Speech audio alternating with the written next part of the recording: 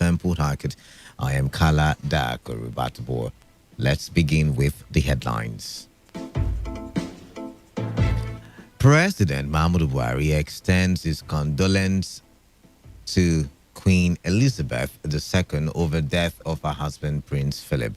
Acting Inspector General of Police Usman Baba appoints new Force Secretary, retains Frank Mba as Force Public Relations Officer. Operatives of C4I killed one suspected cultist in Eche local government area of Rivers State. On the foreign scene, U.S. medical expert says George Floyd died of lack of oxygen. Stay tuned for the news in detail. A suspected notorious cultist identified as Ajemina Osfo has been reportedly killed by yet-to-be-identified gunmen in Buguma, Asari Toru local government area of Rivers State. Ajemina, who is popularly called the governor, is alleged to be one of the criminals terrorizing the waterways in the area. A source from the community who disclosed the killing of Ajemina to our correspondent said, Buguma people are happy and can now have peace of mind following the death of the man who he claimed had caused pains and hardship to many in the area. In a related development, a yet-to-be-named notorious criminal has been killed during a gun battle with men of the relaunched C4I deployed to the Eche axis of Rivers State.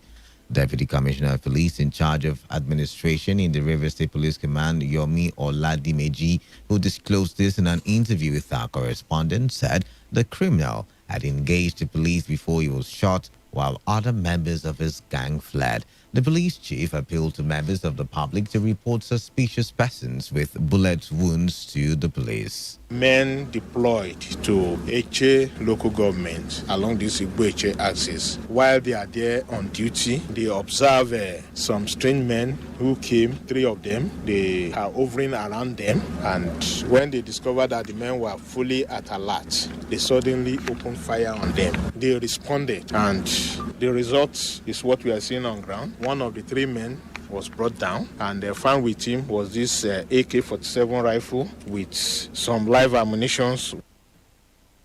Our correspondent reports that the corpse of the yet-to-be-identified criminal killed in Eche was displayed at the command headquarters in Port Harcourt. Detectives at the Rumokoro Divisional Police Headquarters are investigating 3 persons allegedly involved in car theft. Our correspondent reports that the suspects were apprehended by members of Rumaolu Security Peace and Advisory Committee (ROSPAC) and handed over the suspects to the police for proper investigation. Henry Amadi, who is the general of ROSPAC, and Prince Amadi, who is the commander of the local vigilante in the area, disclosed that they have been able to apprehend and handed over to the security agencies more than 5 suspects within a short period of time, just as they solicited for the support of members of the public. Some of my soldiers reported that there was an abandoned vehicle, Toyota Corolla metallic color, along Romahalu Road, one of the streets opposite Community Secondary School, Okoronodo. Thereafter, we swung into action to identify the vehicle. When we identified the vehicle, quickly alerted the police. While the police was at the crime scene, some young men were accosted. They tried to come and move the vehicle, arrested them, and took them to the police station. The vehicle today, as I speak with you, have been recovered. They are now before the Special Area Police for further interrogation, investigation, and prosecution of them. Recently, we've made some arrests too, which we also have handed suspects to the courtesan, and some other drug peddlers also sent to the NDLEA for further investigation. The All Progressives Congress in MOR local government area of Rivers State have congratulated the leader of the party in the local government, Senator Andrew Uchendu, on his new appointment as the chairman governing board of the University of Port Harcourt. The APC in MOR also thanked President Mahmoud Buhari for appointing their son on the position of trust. The MOR APC, in a statement by the Caretaker Committee Chairman Leonard Enruchi Eyinda, also commended the leader of the party in the state and Minister of Transportation Rotimi Amechi, who it said recommended Senator Uchendu for the appointment. The statement described the appointment as well deserved, saying the party at the local government is strongly behind their leader, just as they expressed hope that Senator Uchendu will use his wealth of experience to deliver on his mandate. The All Progressives Congress in Awuda East local government area of Rivers State As one former Rivers State House of Assembly member for Auda East Constituency 2, Ibiso Inwuche, to stop issuing insults against the leader of the party as a bargain to move to the People's Democratic Party. The leader of APC in Auda East, Eric Apia, who spoke to newsmen after a forum of the leadership of the party in the area, described the ultimatum by Inwuche as an insult on the leader of APC in the state, Rotimi Amechi. Apia wondered what capacity in which Nwuche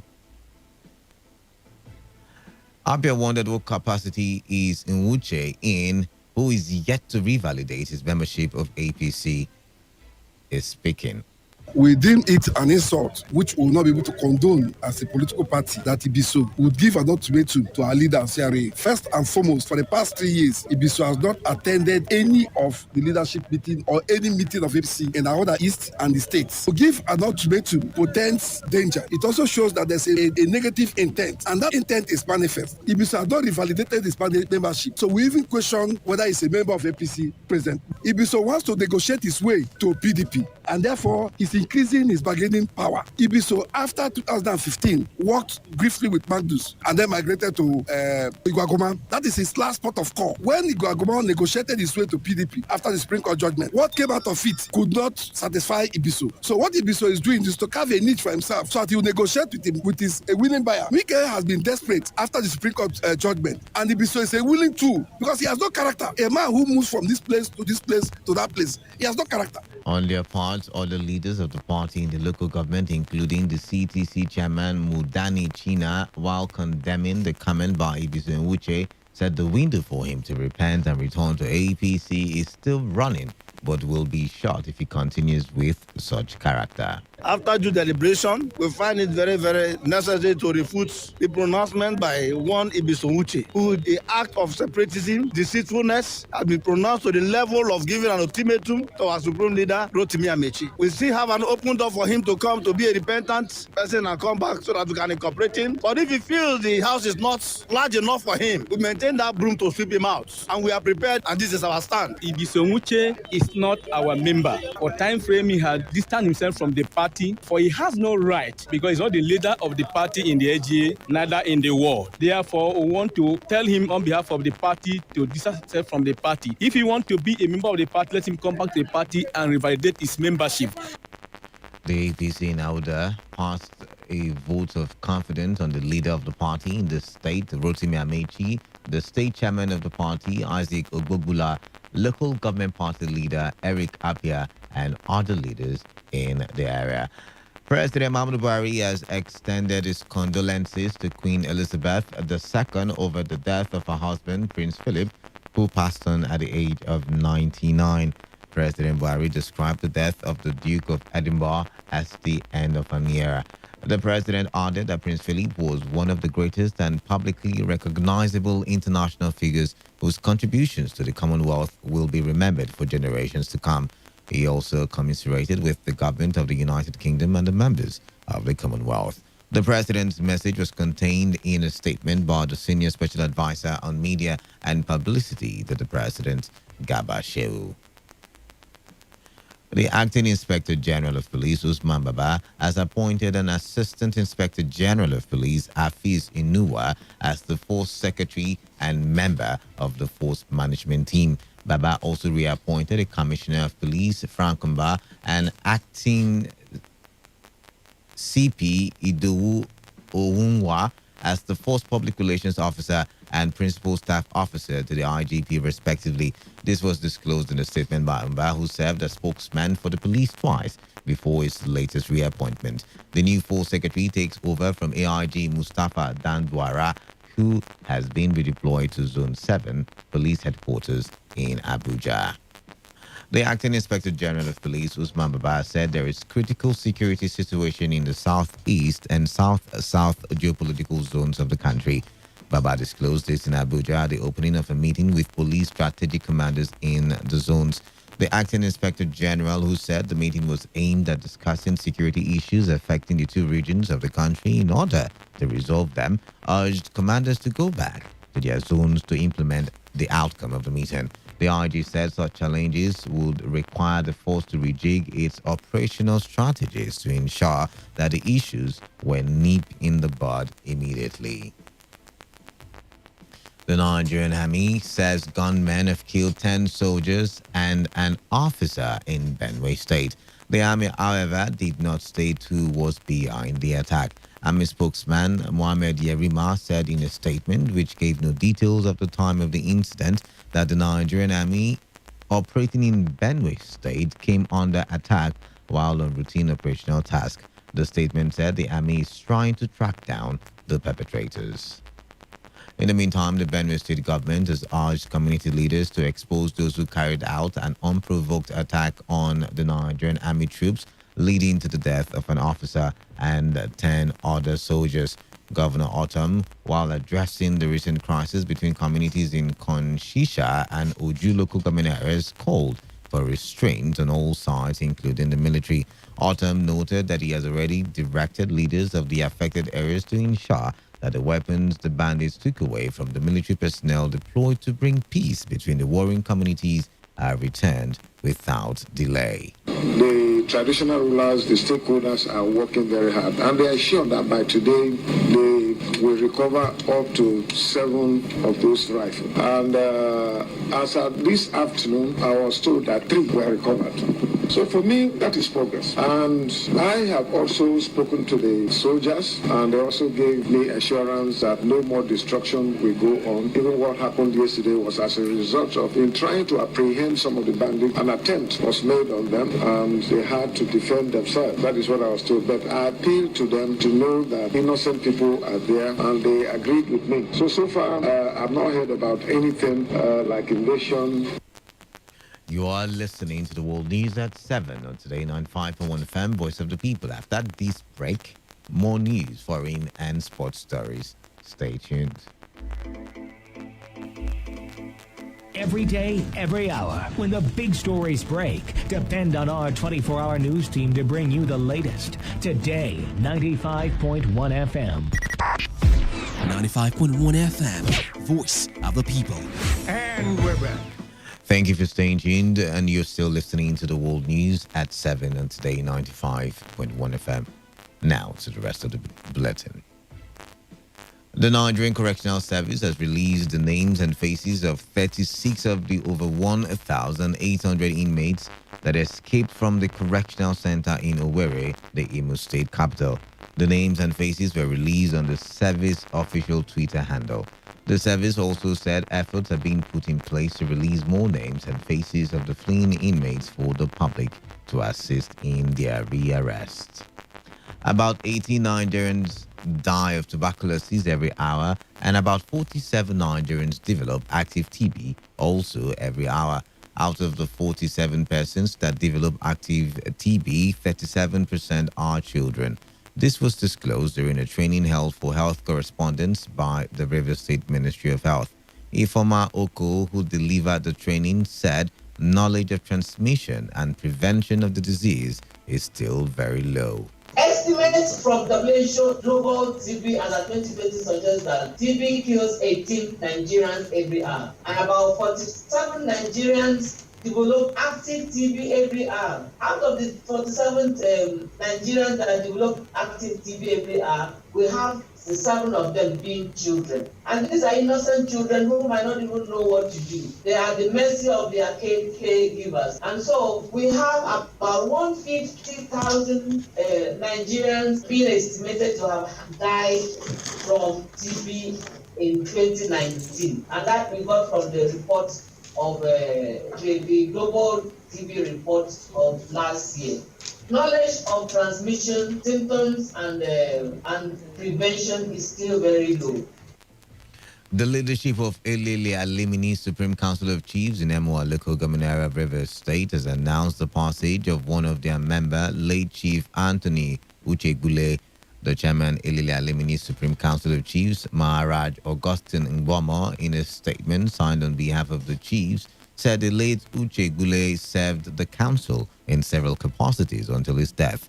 The statement noted that the fatherly advice and contributions of Uchegule will be greatly missed. Maharaj Augustine Ngbomo, while praying God for the repose of the soul of Pa Anthony Uchegbule, also called on members of Ililia Limini Supreme Council of Chiefs, friends of the council, and all sons and daughters of the community to return home on Saturday, 10th of April 2021 to bid farewell to their departed father.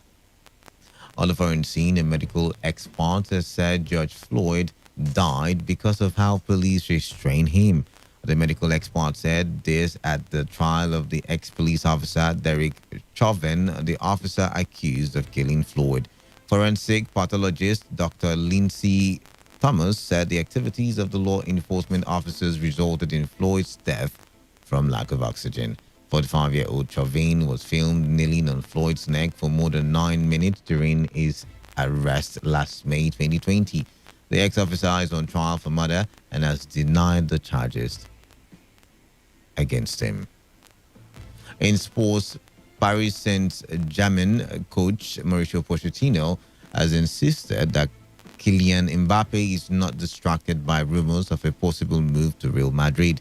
Mbappe has long been linked with an eventual move to Madrid, who trained him as a teenager before he signed for first club Monaco. His current contract with PSG is due to expire at the end of next season. The player and PSG are in talks over a possible extension, but Spanish television station Cuatro claimed Mbappe wants to move to Real Madrid and has decided not to sign a new deal in Paris. The story was denied by sources close to Mbappe, who spoke to French broadcaster RMC Sports. To end the news, here's a summary of the major stories.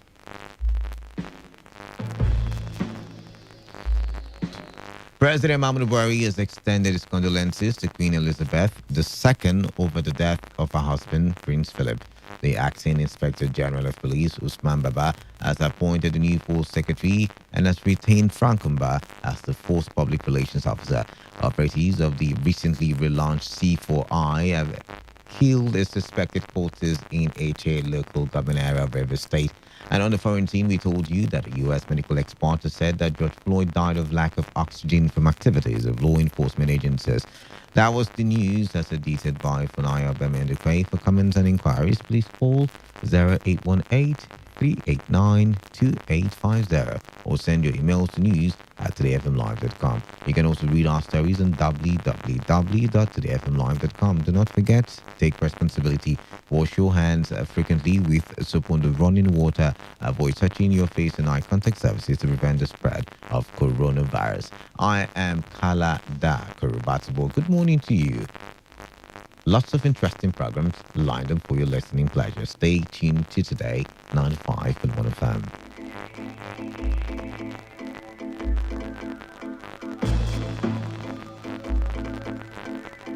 Today's news, today's entertainment, today's sports, today's issues. Today on Today 95.1 FM, Port Harcourt. Ladies and gentlemen, may I have your attention, please? This president's failed. It's about the future of this country. We're going to take it back. We're going to take it back. You asked us to vote you into that position so you can bring about that solution. So when you vote me, then you sleep. Let me see if I can take another phone call. Hello, Today 95.1 FM. Good morning. What makes a policeman to be able to feed is the gun he's holding.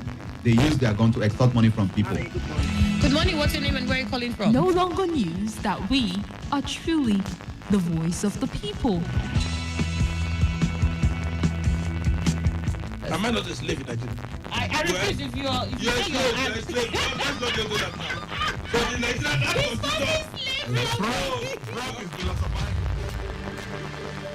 You spot the difference now? Talk radio. I listen to a lot of talk radio. 95.1 FM.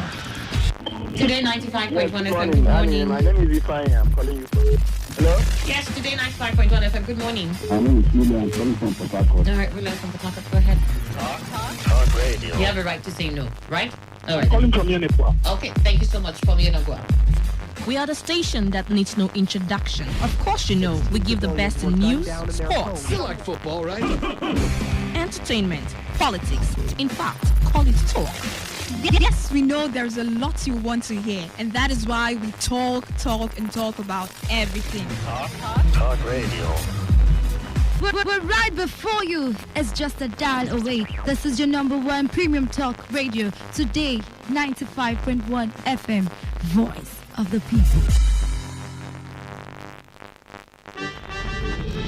The climax of God's happiness is the delight he takes in the echoes of his excellence and the praises of his people.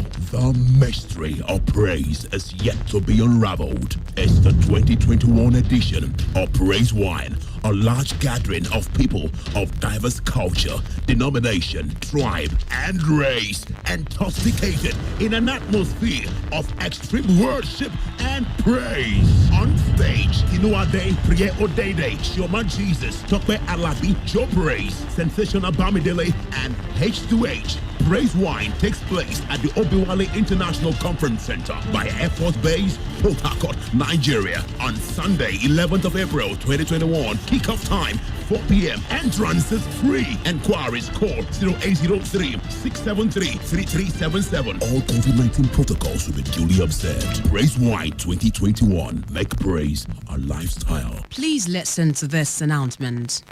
Okporowo Town Council, on behalf of chiefs and people of Okporowo Ogbakiri, announced with regret the demise of Inyeweli and paramount ruler of Okporowo Ogbakiri, late His Royal Highness Eze Emmanuel Eyinda Emesiobi Echonwere the 23, which sad event occurred on 25th July 2020, aged 90. Burial shall take place on Saturday, 10th April 2021. Okporowo people are requested to participate actively in the burial ceremony. May his soul rest in peace. This is jointly signed by Chief Dr. Sidney C. Eyinda, Chairman OTC, and God's Power Eme, AG Secretary OTC.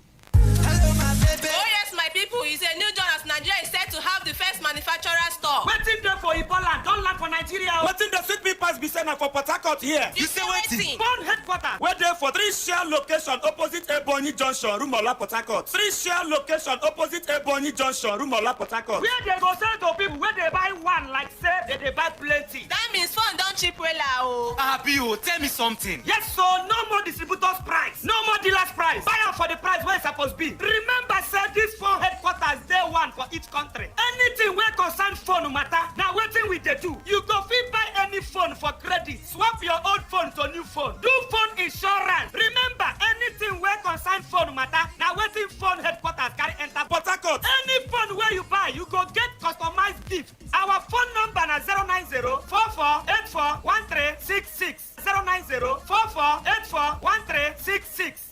The hottest and latest news when it happens, where it happens, and how it happens. Today, 95.1 FM Port Harcourt. Voice of the people.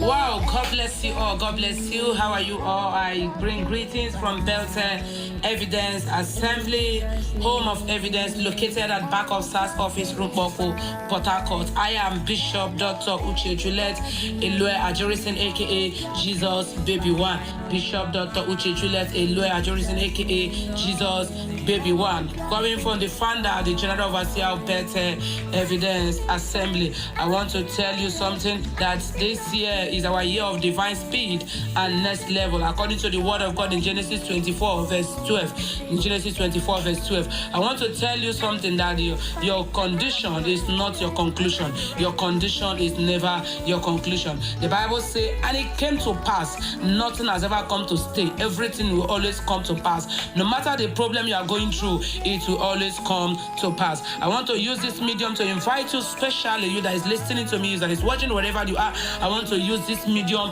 to invite you, especially for our celebration service, for our weekly activities. Every Sunday, 8 a.m. in the morning is our celebration service, and every Tuesday, 9 in the morning is our prophetic and deliverance service. Prophetic and deliverance service. Every third Sunday is our giveaway day. It's the day we give to the poor, the needy, the widows. It's the day we give the church from Jesus Baby Care Foundation, my personal foundation. We give out to those who does not have food to eat every third Sunday of the month. And every last Friday is our night of evidence, 9 p.m. in the night. And every last Sunday is our African praise service. So come one, come all. Invite as many as you know. The mandate of the church is restoring destinies through power manifestation and bringing evidence to many.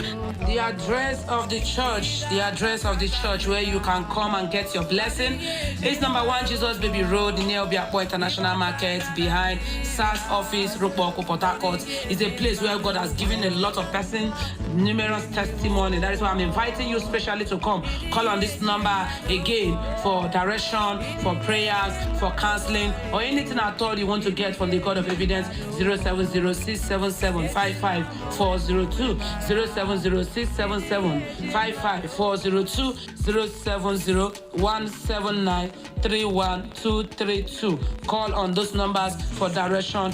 The address again is number 1 Jesus Baby Road behind SAS office near Obiakpo International Market, Rukboko, Port Harcourt. God has done so many things in the church. So many persons have testified. And you too that is listening to me, you too that is watching, you are about to have your own testimony in the name of Jesus. So many things God has done. Don't forget that I always tell you that the problem, everything will always come to pass. Whatever you are going through will always come to pass. Come, let's pray. Come, let's remember God in prayers. Come, let's remind God of His word.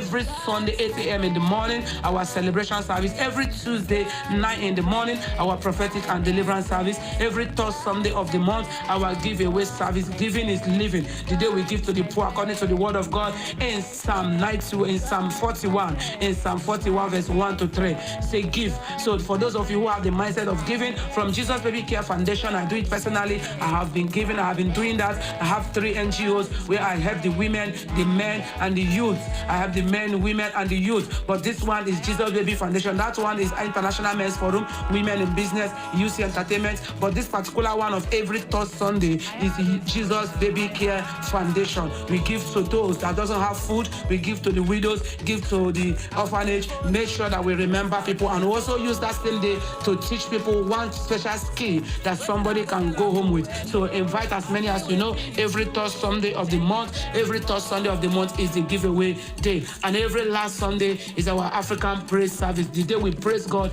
in our culture. Every last Friday is our night of evidence. So join us wherever you are. Join us to worship God. Join us to hear the true word of God. Join us to do what God asks us to do. I am Bishop Dr. Uche Juliet Elue Ajurison, aka Jesus Baby One. Shalom. God bless you. See you soon. I will talk.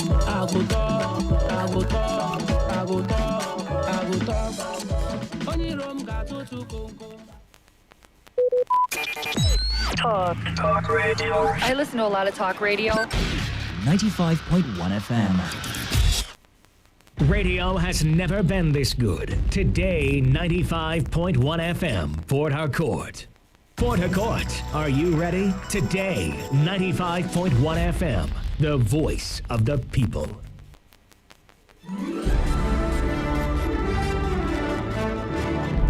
Say unraveling. Unraveling. Oh, no. Give it some energy. Unraveling. Oh my gosh. So make it kind of sexy. Unraveling. Is that what your sexy sounds like? Okay, give me a hungry unraveling. Unraveling! Okay, your unraveling sounds so weird. Be unraveling. This is Unraveling, a program which is specially fashioned. We get to unravel the world, highlighting their lifestyle, challenges, background, experiences, and opportunities, and how their environment and daily happenings in society affect them positively and negatively. Join us every week, Monday to Thursday at 8 p.m. to 9 p.m. as we unravel together. Be unraveling only on Today 95.1 FM. Port Harcourt. The tradition continues as we move the stories from the surface, giving you facts and figures, taking you deeper into where the players dare to go. So tell me, is that an institution that is strong enough to fight corruption? It is unfortunate that PDP will start crying so early in the day. We've not even started the fight, they're already crying foul. Today, 95.1 FM unravels the essence. Our money was used for election by former Governor Amechi, and it was the duty of the INEC that was appointed by PDP to control how much is spent, but they failed. I can't sit down here and say Amechi's government was corrupt when there's no proof to substantiate. On Insight Today. The emotion I have is that Nyesom Wike's one-point agenda is to witch hunt Rotimi Amechi personally and his outgone administration. Insight Today, every Saturday at 8 a.m. Only an exclusive to Today 95.1 FM. Voice of the people. Open Edition. Open Edition is a radio conversation on the controversial issues that confront our communities, states, and nation. On the program, we analyze the news and discuss current affairs. We ask the tough questions and we talk to people who know. Ladies and gentlemen, my name is Ross Alabo George and this is Open It is a Edition. fresh platform to cross-fertilize ideas and share opinions on politics, the economy, and our environment. Most importantly, we don't just see the problems. We seek solutions. Because we know that when one door closes, another is open, if only your mind is open. The Dalai Lama says, look at the situation from all angles and you will become more open. Join Mr. Ross Alabo George with co-facilitators Robinson Tombari Sibe and Eugene Abels. You cannot be on vacation and be issuing statement. It does not work that way. Did he satisfy the Constitution before he left? Yes, he did. Every Saturday by 9 a.m. to 10 a.m. Co-facilitator Robinson Tombari Sibe, Eugene Abels, the controls. On Today 95.1 FM, Port Harcourt. The voice of the people.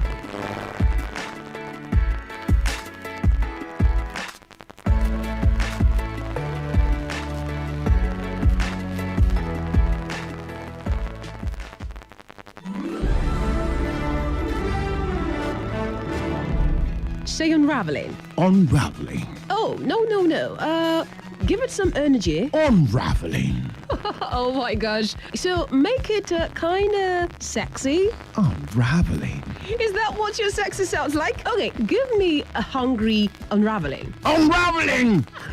Okay, your unraveling sounds so weird. The Unraveling. This is Unraveling, A program which is specially fashioned. We get to unravel the world, highlighting their lifestyle, challenges, background, experiences, and opportunities, and how their environment and daily happenings in society affects them positively and negatively. Join us every week, Monday to Thursday at 8 p.m. to 9 p.m. as we unravel together. The Unraveling, only on Today 95.1 FM.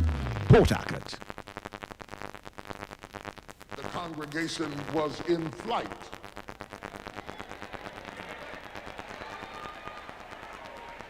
You ain't never seen such flapping going on in a place in all of your life. I mean, big old long arms and short arms, little old skinny arms and fat arms. It was all, everything was just flapping in this place. That was an outer sign of an inner conviction to rise to the height of your calling, spread your possibilities, and soar above your adversities and fly like the eagle you were created to be. Look at your neighbor and say, I'm an eagle. This is the potter's touch. From time to time, I hear people writing to me, or they'll hit me up on Twitter and they say, I went through 5 years, it got wasted. I gave 10 years into that relationship, it was wasted. I worked for that company 20 years, it was wasted. You are wrong. This message says nothing that you've been through shall be wasted. Stop mourning over where you've been and use it to get on with getting on to where you're going. Nothing that you've been through shall be wasted. You can always tell when God stirs a nest. All hell breaks loose. And like the little eaglet, when the nest first gets stirred, the little eaglet tries to sit where it used to sit. and it has to jump up. Tries to sit over again, and it has to jump up. And it tries to sit again, just because something doesn't work in your life doesn't mean you're up under satanic attack. I'm gonna say that again. Just because something doesn't work in your life doesn't mean you're up under satanic attack. It could be possible that you're trying to rest in where God used to be.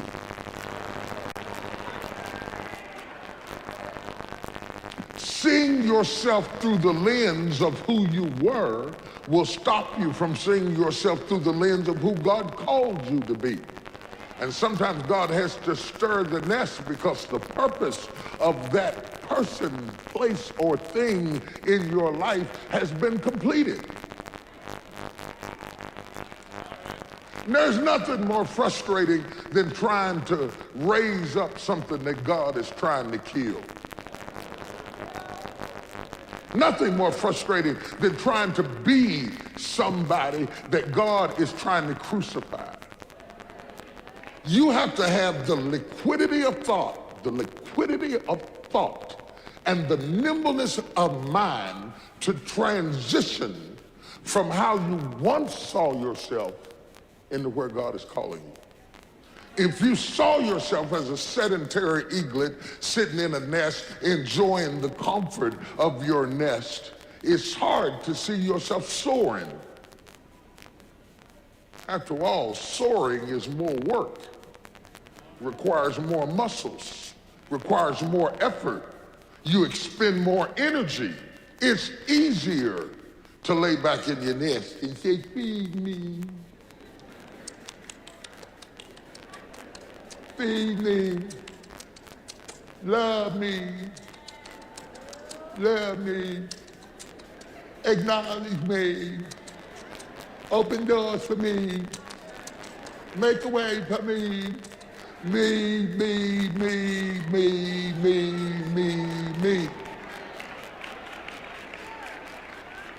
And all of a sudden, the food stops. When the food stops, it's a sign for you to move on. Mama's not dropping it in your mouth as good as it was. I rebuke the powers of the devil. I come against it. Can't you see the little eaglets praying? I come against Satan's power in the name of Jesus. I rebuke the powers and the principalities over this region. Mama should have been here by now. I come against the Satan. You delaying my blessing. You holding up my blessing. I rebuke the power. Where Mama? Mama should have been here. I rebuke the power, the principalities that holding it back. Prayed and prayed and prayed. What do you do when you pray and it doesn't work? When you rebuked it and it doesn't stop? You find yourself, I'm hungry. The food ain't coming. And here comes the problems. And the thorns are coming up. And I don't have the nourishment to rest in the place I used to be. I don't have the grace to do it. I always knew when something was over, I just didn't have the grace to do it. The grace. Grace will cover your eyes against what you're going through and make it easier to manage because you don't feel the weight of it when you have the grace to do it. When you have the grace to work 2 or 3 jobs, when you have the grace to do it, it doesn't bother you like it would bother you because you got a grace to do it. You got a grace to put up with something that other people couldn't put up with. You got the grace to do it. But when that grace stops and all of a sudden you notice those thorns and thistles start coming up, now you got to move into another dimension. And Moses' thorns and thistles was the murdering of an Egyptian man, and his people knowing it and talking about it and rising up against him and not letting him forget what he did. People will attack you. They will always bring up what you did. You'll have to live with what you did all your life. That's why you ought to be careful what you do. That's good. That's a tweetable quote right there. Yeah, that right there. So somebody say that right there. They were bringing up what he did, and all of a sudden he had to get out of the nest. leave the palace and the marble floors and the gold columns and the big fans and the grapes being fed to him, wine being served to him, somebody to bathe him, somebody to teach him, somebody to train him, somebody to take care of him. All of that shut down. And he escapes into the desert, a dry place, a barren place. And while running from his past, he runs into his purpose. While escaping how he was once defined, he now runs into a new identity that he never had before. What would the correct term for it is an epiphany, whereby you begin to have an awakening to something that you didn't know. A spiritual, an epiphany can be a spiritual awakening, whereby it changes the lens through which you see everything going forward. You don't have that every day. You don't have that every week. Just periodically in the space of your whole life, you have those spiritual awakenings that change, say, in his case, the next 40 years of his life was changed by one moment. One moment changed the next 40 years of his life. A bad moment, an ego-stirring moment, has placed him in the wilderness, and all of a sudden, he doesn't know who he is. Now, this is a big deal, because his identity has always been a problem. He was a Hebrew boy, but he didn't grow up with the Hebrews. He was a Hebrew boy raised with the Egyptians. He was already up under an identity crisis. He was too Hebrew to be Egyptian and too Egyptian to be Hebrew.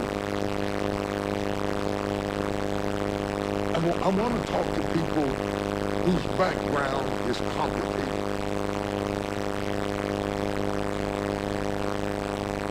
I want to talk to people whose resume has to be sensitive. Let me try this. They don't understand. I want to talk to people who only tell half their testimony.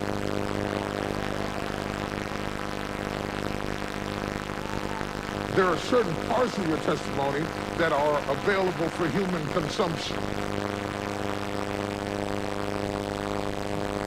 Look at somebody and say, but it's complicated. Let me just try something. Daddy was a good man, but it's complicated. Mama was a good mother, but it's complicated. I grew up a happy child, but it's complicated. Whenever you hear people throw that but in there are some extenuating circumstances. It means I can tell you about this part. All in all, it was good, but there was some other stuff that I don't want to bring up, but that other stuff helps to shape who I am just as much as the good stuff helps. Oh, God, help me. And Moses was his own man. He was strong and mighty. He'd been raised. He was strong. He was powerful. He was educated. He was intellectual. He was respected in Egypt. But he wasn't really truly an Egyptian. And though he was raised with them, he really wasn't one of them. And he was a Hebrew to a degree. And yes, he was a Hebrew, but it wasn't like he could go hang out with the Hebrews because Hebrews didn't like him. He had the smell of the Egyptians on him. He had got the nerve to have the Egyptian accent. Ooh, you don't talk like one of us. You talk like you an Egyptian. You know how people will hear your speech and say you talk like the other people.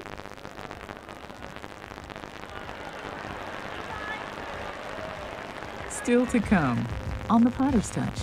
He had robes he couldn't wear,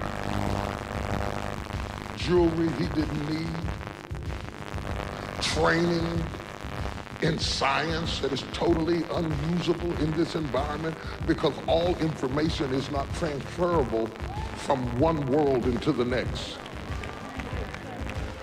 You understand what I'm saying? This is not that. So you cannot come over into this and act like that and stay. If you're going to survive in this, you have to give up that and become a student again. Don't settle in your nest when you should be soaring. It's time to fly. Every time I try to sit down with less than what I was created to be, something sticks me and I gotta get up and try again. There are certain situations that God will make so unbearable that you don't have to discern that it's time to go. It's almost impossible to stay. What's wrong with you is all those people who knew you win. Because if they knew you win, they'll hold you to back then. I gotta go. Don't let the counterfeit experience of being good stop you from the pursuit of greatness. For helping us reach others with your best gift, we would like to give you Time to Fly, a 4-DVD set. And when your gift is $125 or more, receive our Blessed in Love calendar, a journal for recording your experience to new heights, and our Blessed in Love Inspiration Cup. When you visit our website or call 1-800-BISHOP2 today.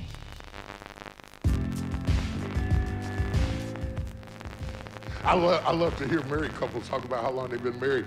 We've been married for 50 years and people always clap.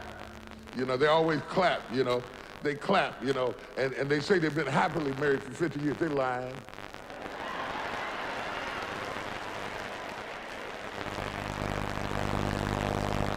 Yes, I said it. I meant it, and I'm here to represent it.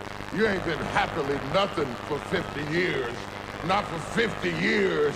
No, not every day and every week and every minute and every moment. For 50 years, you telling us about the good part. You're not telling us about the tough part. You're not telling us about when she spent the money that she was saving up for something else. She went out, and so you're not telling us about the extra pocketbooks up under the bed and the shoes, and y'all fussing about that. You're not talking about that new secretary he got and why she stand up looking you in the face like she looking at you. You're not talking about he always spent all the money and he don't take care of business.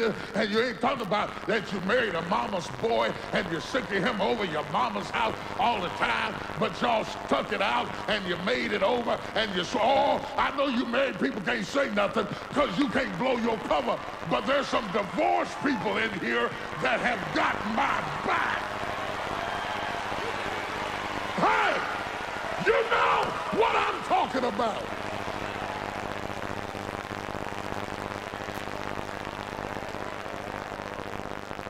It bothers me because if you buy that baloney that people serve out, you'll expect to see that in your life.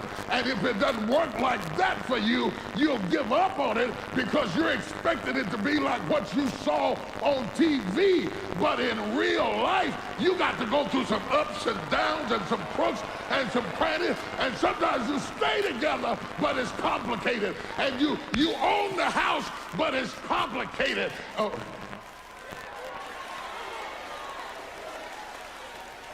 They come in my house all the time. They say, oh, look at your house. You own this? I say, yeah, this month.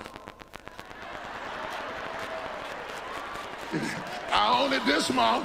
Thank you, dear. I own it this month. So far, I own it right now. Oh, y'all don't hear what I'm saying to you? I own it, but it's complicated. I own it, but they got the notes.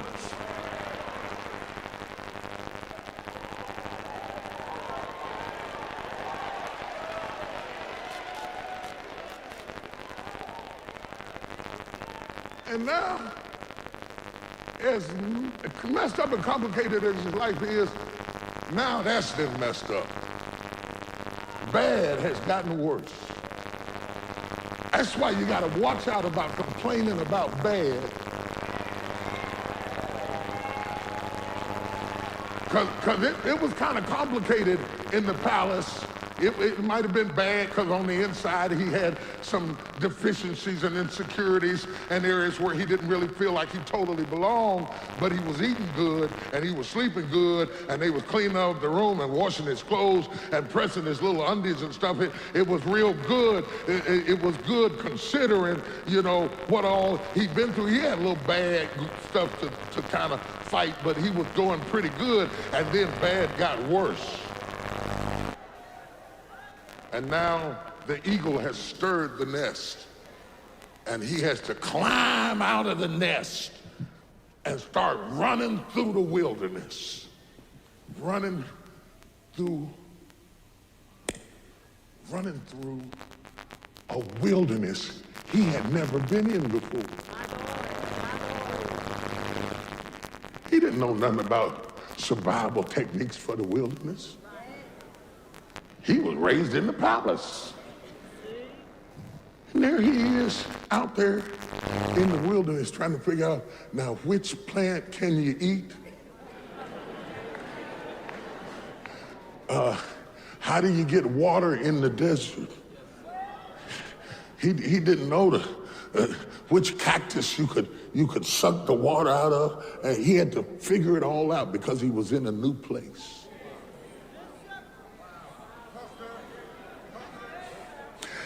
Has life ever put you in a new place and you don't know how to function in this new environment? And what was complicated has become a crisis. Now he's free from Pharaoh. Pharaoh is behind him. No problems there. Got that straightened out. They're trying to kill him. He escaped all that. Got the victory. Got the victory. Victory. What am I gonna eat? Have you ever had the victory in one place and all hell breaking loose in the other place? And you could shout about this part over here. You sure did beat that old Pharaoh out, but things, I don't know what in the world I'm gonna do here. Got a little situation coming up on the 5th.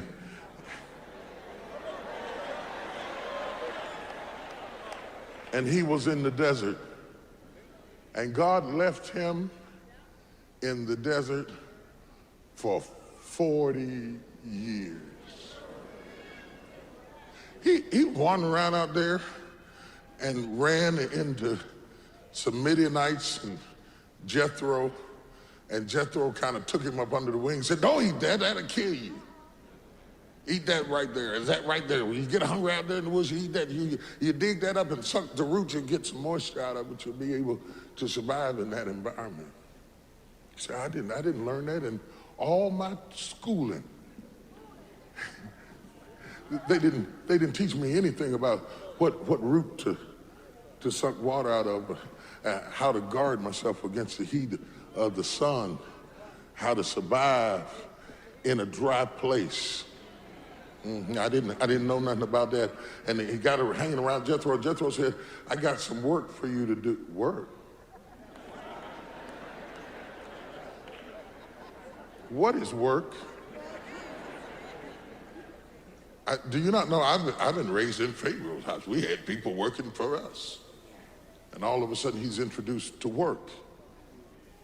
And of all things to be introduced to do, I mean, he had robes he couldn't wear,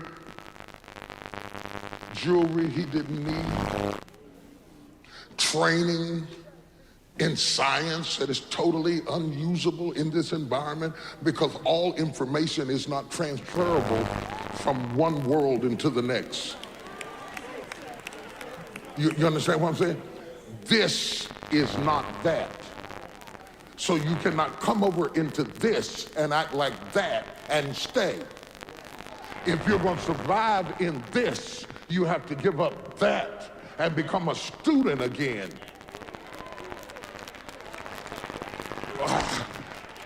You can't be important out of your element and walk around with your chest stuck out just because you were successful over there playing football.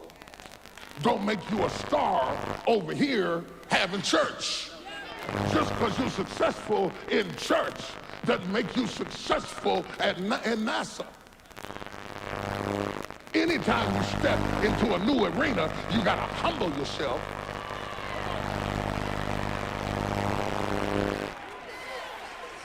and become a student again. So he's over there walking around like the Prince of Egypt, all important, and Jethro asked him to go out there and shovel that sheep dung. And this is the test of pride. The test of pride. Can you do what you got to do where the Lord has placed you to learn? Talk radio. I listen to a lot of talk radio. 95.1 FM.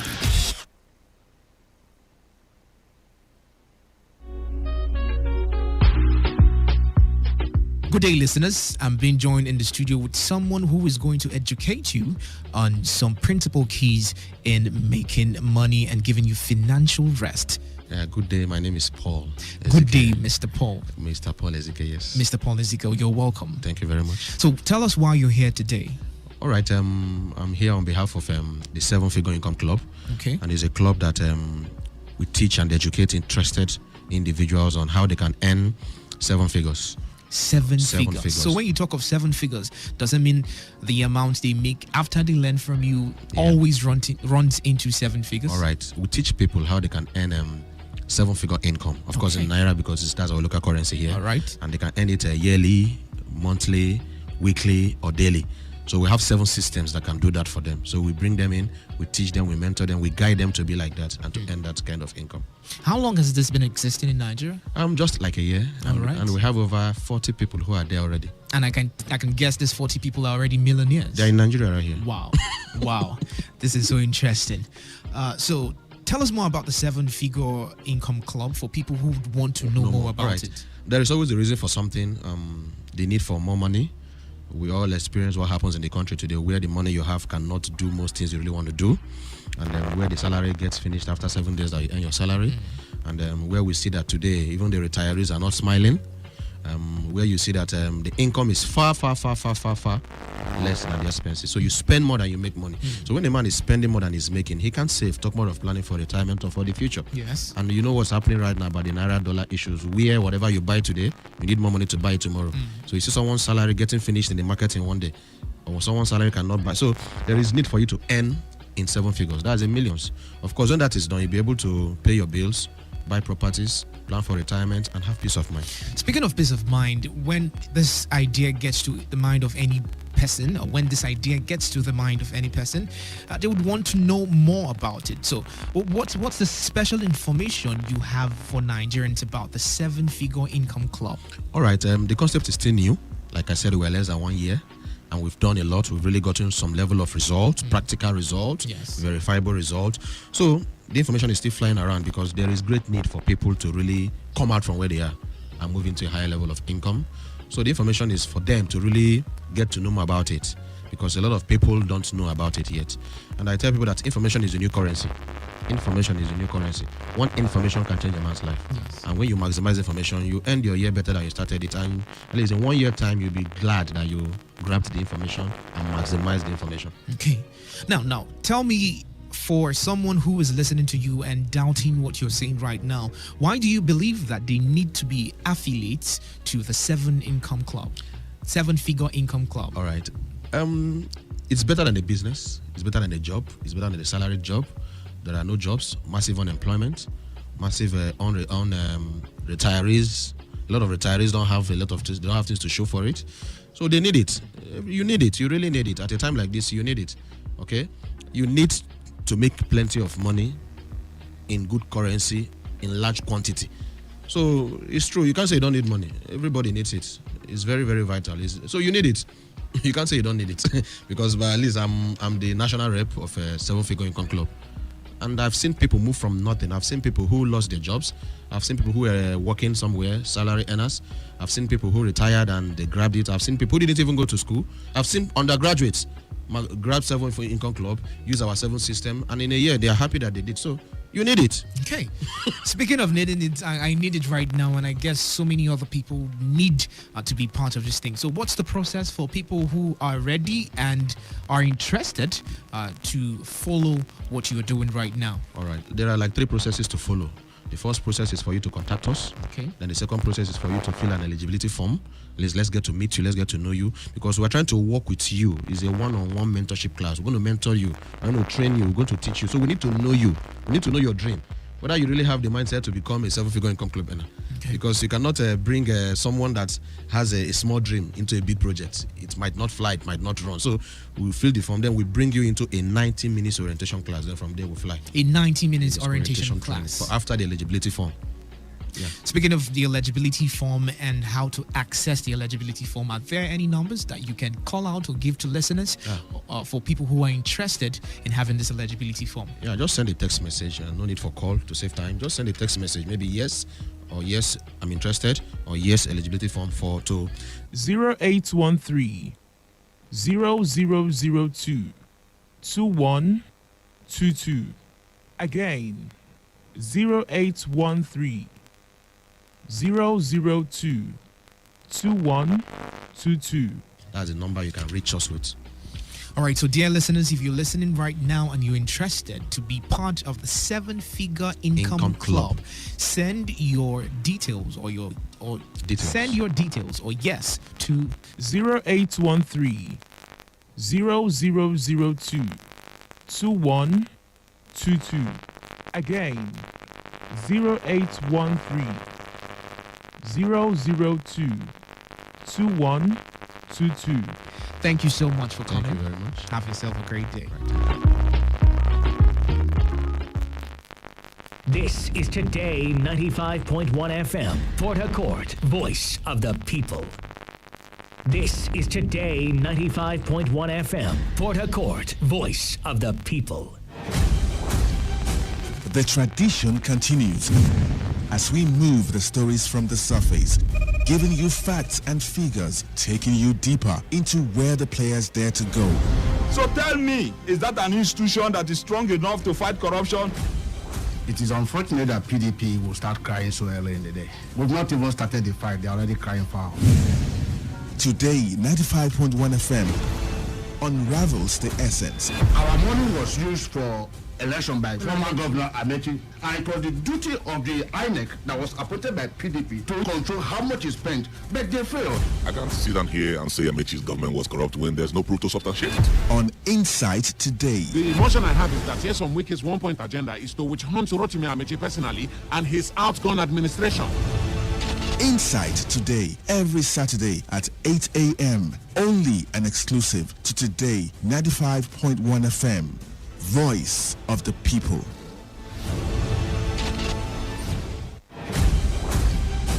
The tradition continues as we move the stories from the surface, giving you facts and figures, taking you deeper into where the players dare to go. So tell me, is that an institution that is strong enough to fight corruption? It is unfortunate that PDP will start crying so early in the day. We've not even started the fight, they're already crying foul. Today, 95.1 FM unravels the essence. Our money was used for election by former Governor Amechi, and it was the duty of the INEC that was appointed by PDP to control how much is spent, but they failed. I can't sit down here and say Amechi's government was corrupt when there's no proof to substantiate it. On Insight Today. The emotion I have is that here some Wiki's one-point agenda is to witch hunt Rotimi Amechi personally and his outgone administration. Insight Today, every Saturday at 8 a.m. Only an exclusive to Today 95.1 FM. Voice of the people.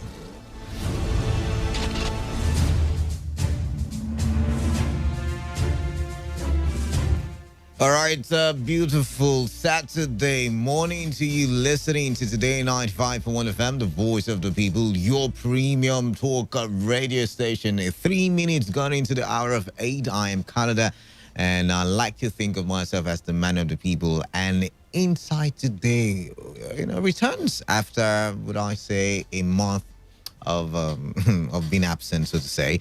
A lot of things to talk about. Plethora of issues to discuss this morning, and so we're going to quickly delve into the meat of today's show. But first of all, I have with me in the studio Emmanuel Ndekwe. Good morning to you. Good morning, Canada. Good morning, Nigeria. After 1 million years of 1 million, absence. 1 million years? 1 million years. 1 million absence. years. Oh, wow. Yes. Wow. All right, then that's an exaggeration. But Well, you are saying that. That's an exaggeration. But I'm very firm about it. 1 million years. All right, let's go straight to the first headline that we will be talking about. Like I said, plethora of issues, and then we're going to try to take as much as we can. FG intensifies search. Releases name, pictures of fleeing Owerri inmates. You can see that on the Punch. It's for today. You go to the Punch and you will see it. Now, the Nigerian Correctional Service has released the names and photos of some of the inmates who escaped during a jailbreak in Owerri, Imo State capital. Gunmen had, in the early hours of Monday, attacked the correctional center at Owerri, releasing 1,844 inmates from the facility. Now, the gunmen also attacked the State Police Command headquarters and freed 600 suspects from the cells.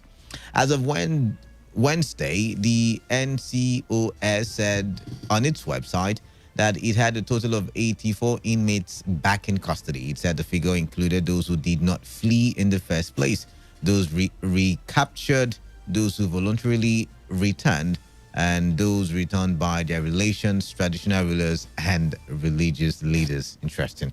Now, over 1,700 inmates are still on the run. On Friday, the NCOS published on its Twitter handle the names and pictures of 36 of the fleeing inmates. They are Eluma. I don't think the names are necessary. You can you can go on the Punch newspaper and read for yourself. But you know what interests me is the next sub caption that says Imo fingers Okorocha, ex-governor lambasts Uzodinma over insecurity. The Imo State government and the former governor of the state, Rochas Okorocha, on Friday clashed over Monday's attacks on the custodial center and the State Police Command headquarters, while the state government accused Okorocha of dancing on the graves of victims of insecurity in the state. The ex-governor said the administration of Governor Hope Uzodinma had continued to chase shadows instead of real issues of governance. Now, the State Commissioner for Information and Strategy, Declan Emulumba, who spoke in Owerri on Friday, accused Okorocha of gloating over the recent security breaches in the state. Now, quoting him, he said Okorocha is reaping political capital over the unfortunate incident and has even gone ahead to incite Northerners against the government and people of Imo State, Emulumba said. According to the commissioner, it was curious that just a few hours after Monday's attacks, from Northern youths slated a press conference where they captured Uzodinma and effusively praised Okorocha. Emulumba said the youths who were acting a script written by the former governor even went as far as calling on the federal government to declare a state of emergency in Imo State. It was not a mere coincidence that the words used by the Northern youths in the text of their press conference were the exact ones repeated by the former governor in his unsolicited advice to the governor. Now, the reference made by Okorocha on how he used to fraternize with IPOB and militants suggests that he was still in touch with them and could even have used them to cause mayhem in the state. Emulumba added it is a direct slap on the face of Imo people for Okorocha to say that the causes of the security breaches in the state are poverty and injustice, when he greatly impoverished Imo people by mindlessly appropriating their commonwealth in a most unjust manner, as established by the Judicial Commission of Inquiry that investigated his tenure in office. Responding, Okorocha, through his spokesperson, Sam Onwumedo, flayed the state government for its alleged inefficiency in handling security in the state. He said, "We have continued to keep calm to allow the Imo State government to expose their foolishness. How can Imo State government officials be countering themselves on the security issue of this magnitude. At the appropriate time, we will come up with a position on how empty and tactless the Imo State government is. Imo people never bargain for this kind of government, since the government knows those who sponsor the attack. What is the need for investigation? What it should do is fast-track the arrest and prosecution of the sponsors of the attacks. All right. I think Lawan had to speak on it. Lawan said that the Senate president, that the people who did the attack are enemy or enemies of the people. Also, the police IG, acting IG, said that following the recent attacks in Imo State, the acting inspector general of police, Usman Baba, on Friday met with police commanders in the southeast over the security crisis in the region. He said there were critical security situations in the southeast and south-south geopolitical zones of the country that must be addressed urgently. Baba said the security challenges would require the force to rejig its operational strategies. The Minister of Police Affairs, Mohammed Dingyadi, has cited why the perpetrators were able to overpower the police. Dingyadi said it was because the gunmen came with all the arsenals at their disposal and in large numbers. So let's look at this one. First of all, I argued in the course of the week that there's the possibility that, the Owerri crisis or Owerri chaos probably has some political undertone. And I said this, I get this because, the first incident that happened on Monday, we saw the militants or perpetrators of that violence dance around the government house roundabout. I think that's what it was called, for 30 to 45 minutes without any interruption. They were gyrating for 30 to 45 minutes. And then on Wednesday, was it Wednesday, Tuesday, Wednesday, when the next one happened, still in Imo State, I can't remember the local government now, they danced for 45 minutes yet again before attacking the police station without yet again any interruption. And then I began to argue, where were the security agents? Where, were the people who were supposed to be manning those institutions? Where were they? What happened to the security architecture in Imo State? And then I began to think, what if it was all political? What if, and now these politicians are beginning to showcase themselves, display themselves in public. This is an open display. Okorocha says the government is in what's the word now? What's the right word? Lacks the capacity, to inept, I believe, to handle governance in Imo State, and that is why Imo State is currently facing the security challenge that it currently has. The Imo State government is saying Okorocha is the sponsor of the mayhem in Imo State. Let's start with that one. Emmanuel, what do you think?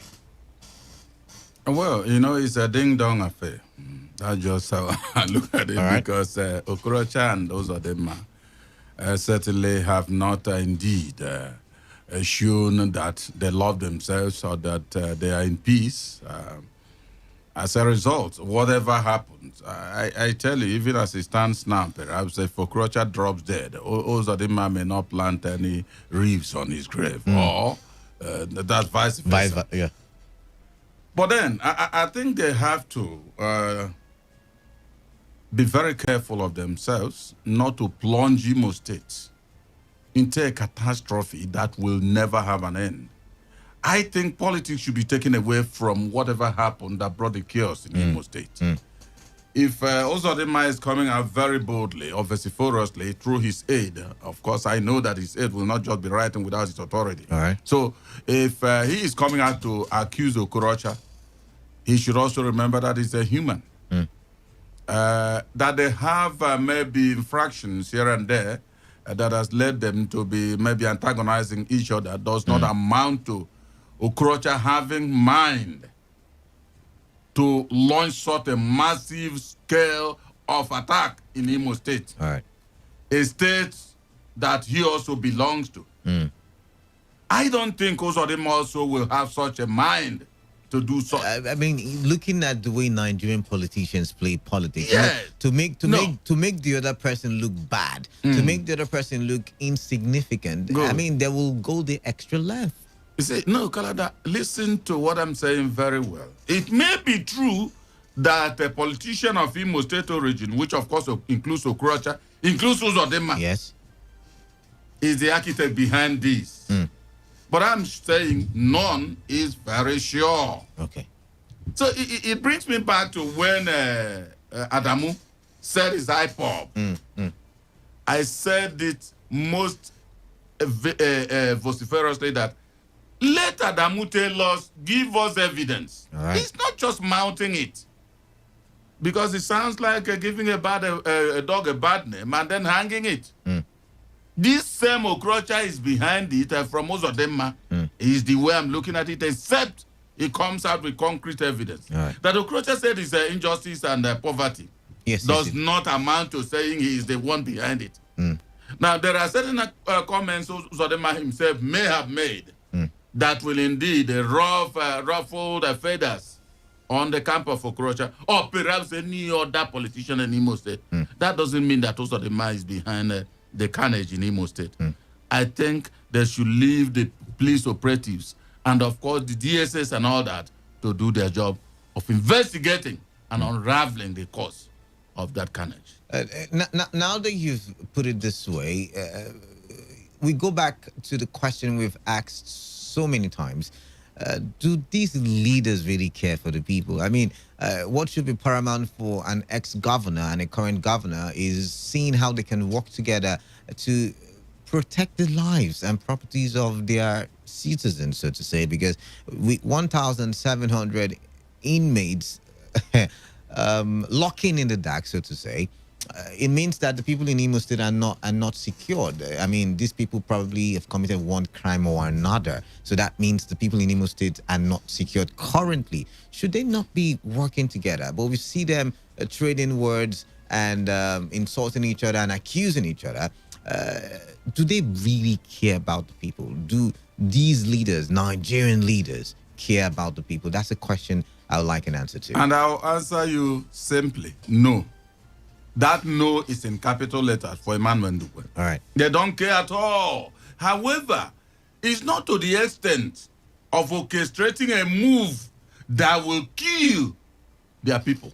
No, Do you understand what I'm saying? I concede that to you now, but I'm saying, this is the time where they should have kept their politicking aside and see how they can ensure that Imo State is free of criminals who escaped from a correctional facility. But no, they would rather use it to part of the undoing of more. Nigeria, parts, yeah, I'm choosing my words very carefully, is the act of now politicizing every affair in the country. All right. If you are saying it's Okrocha, please, what is the concrete evidence you have? If you are saying it's Uzodema, for instance, give us the concrete evidence you have. If Okrocha will now elect himself to kill Imo people, to destroy the facilities of Imo people, see. There are certain things one should not be talking, and at the stage that both of them have reached, they should know that people behind them are listening to them. Let's get to the Minister of Police now. That part where he said the reason why the police in Imo State were overwhelmed or overpowered was because the miscreants, the perpetrators, came with more sophisticated weapons and they came in large numbers. How do you react to that? You see, I had said it before, that's in time past, that the minister is as effective, as powerful as his principal, the president, makes him to be. The Mohammed Dinjari or whatever, I don't know. Whatever, you know the police affair minister. Yeah, Dingladi. Now, see, if he's coming out to boldly tell Emmanuel Ndukwe that they were able to overpower the police operatives in police headquarters and effected that kind of massive destruction. Is because they came with more sophisticated arms and all that. Is he not ashamed of himself? He and the authorities of this country, who will provide the sophisticated arm to the police? Is it Emmanuel Ndukwe? Or is it the authorities that includes him? Because he's the Minister of Police Affairs. Now, see, it's just like when government will tell me that, you see, some of these men are not Nigerians. Any official that says that, it makes me to be ashamed of that official. All right. Now, who is to flush them out at the border? Who checks them not to come inside here? Now, the armed, the sophisticated, let's even agree with him. Now, how did these people get, but right in the heart of Imo State, they all brought those arms and unperturbed, nobody found them.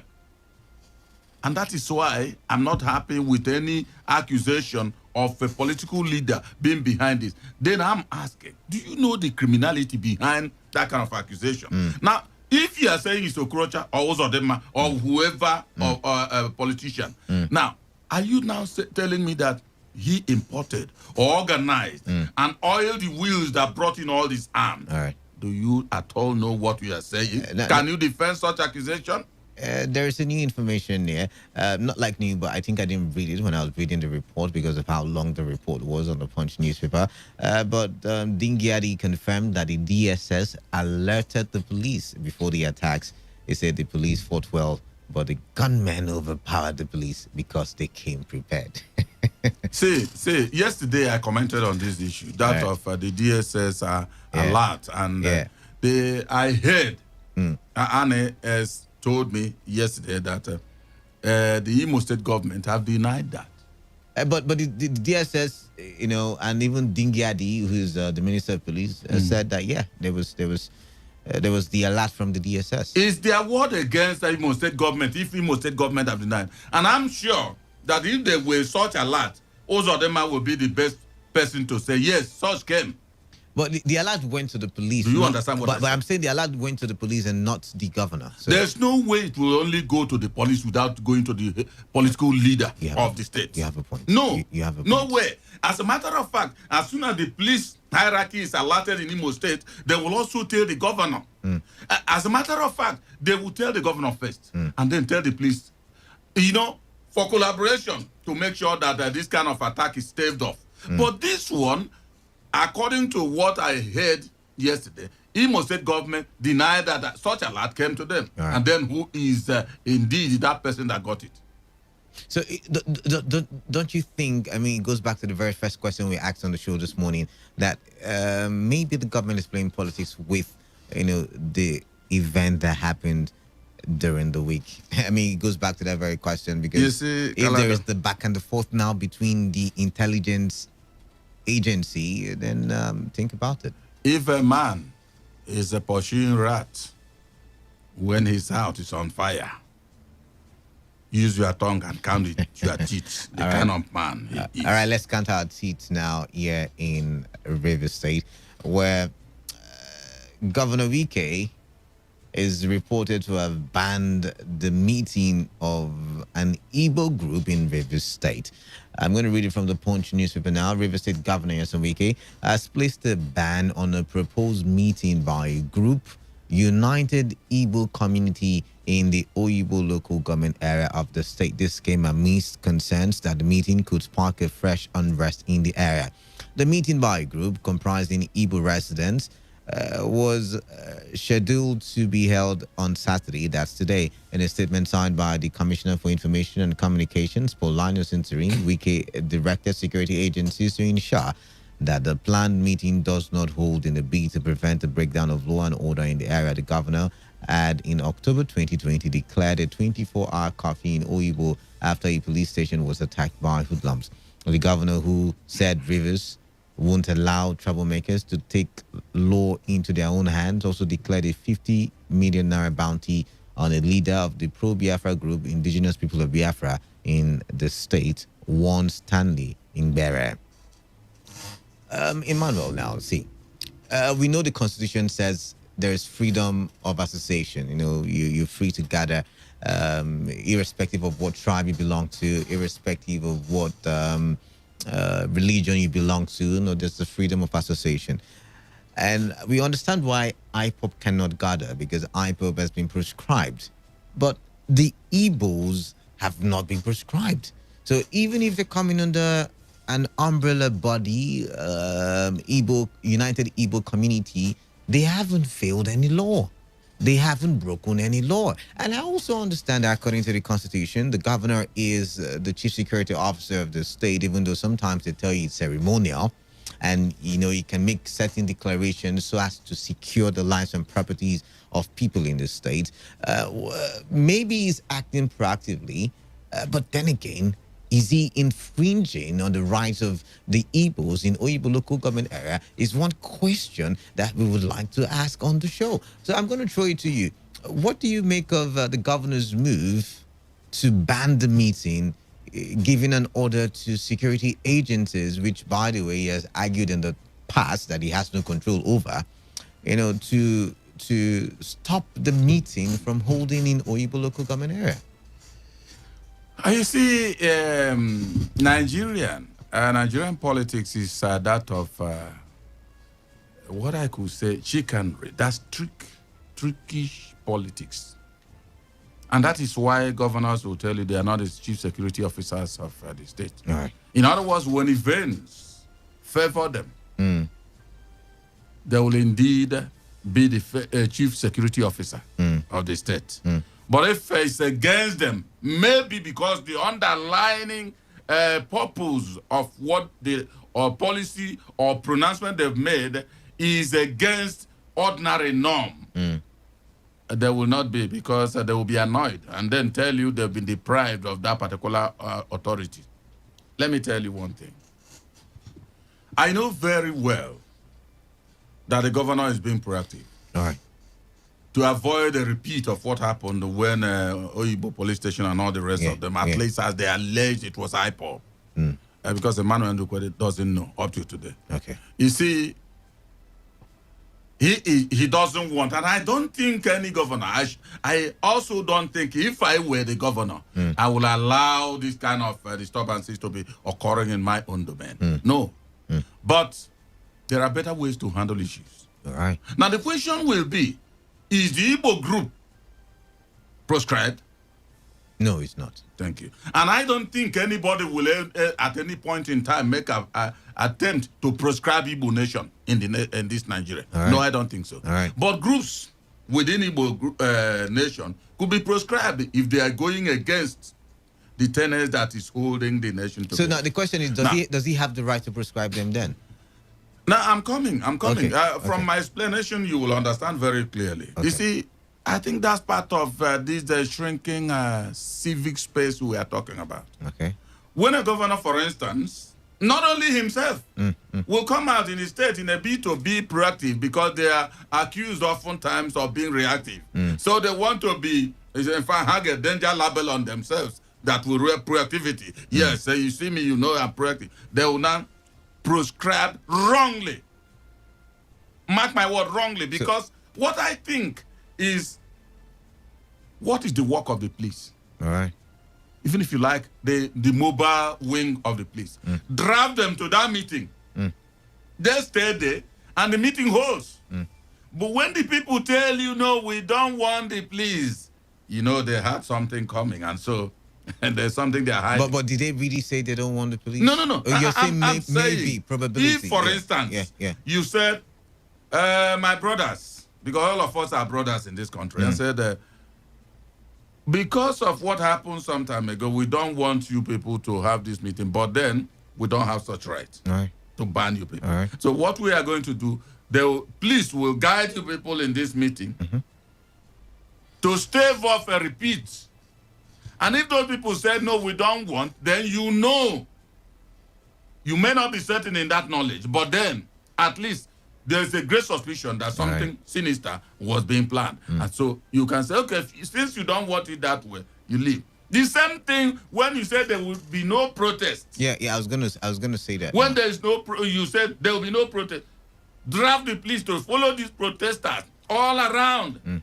If it's the signal that is going to turn wayward, you nip it in the bud. That is it. These are just like we had the NSAS protest in Rivers State, where the police had to escort the protesters to Government House, and there was no simple. You see, atom of violence. Kalada, always I tell you that There is no democracy in Nigeria. All these things, election is coming, he said democracy. Which democracy? Nascent democracy. Any democracy that is devoid of freedom of the people. What kind of democracy is that? I'm telling you, nascent democracy. Oh, okay. You see, the nascency will continue enduring, and that automatically... We're still children. It's just 20 see, years. It's just 21 years, rather. The Igbo group, and also could even take up that case against the government of Rivers State. All right. Because that means that you are disenfranchising them completely from being, citizens. I want to ask you a question. Is it possible, we talked about this on Wednesday on the morning show, and I said, see, when we're talking about the ex-IGP giving an order to police officers, say it's IPOB, go after them. I asked the question, I said, when people talk about IPOB, many a times they think it's Igbo people. Will that not be an assault on the Igbos? Now, I'm going to rephrase that question now since he has to do with River State. Do you think there's a possibility that the IPOB members are hiding under the guise of a united Igbo organization? Think of it from that angle as well. Well, you see, the heart of a man is very treacherous. Only God can know it. Right. So the Bible says. Right. And because I believe in it, I believe in Tutu in that statement. And for that, the question you asked me is yes and no. Yes, because it's a possibility that people could do such because IPOB is proscribed. They won't be allowed to hold a meeting. And that is why I'm telling you that if you also draft in armed security operatives, whatever they have will be in their bag and will never be used. Maybe the DSS, has given reports to both the River State governor and the security agencies in River State, and you know what, the governor sprang into action and said, no meeting, all of you stay in your houses. It resembles a meeting that was going to be held in, what state was that now, where DSS officials were killed? Was it, I can't remember now. I think it was Enugu at one time. Was it in Enugu? Where the DSS officials went there. I think Enugu, Anambra, I can't remember. Yeah, where they went to stop the meeting and then they were accosted and killed. So maybe it's something similar. Kalada, there's a difference, a huge difference there. The meeting has started. All right. And they went in there. All right.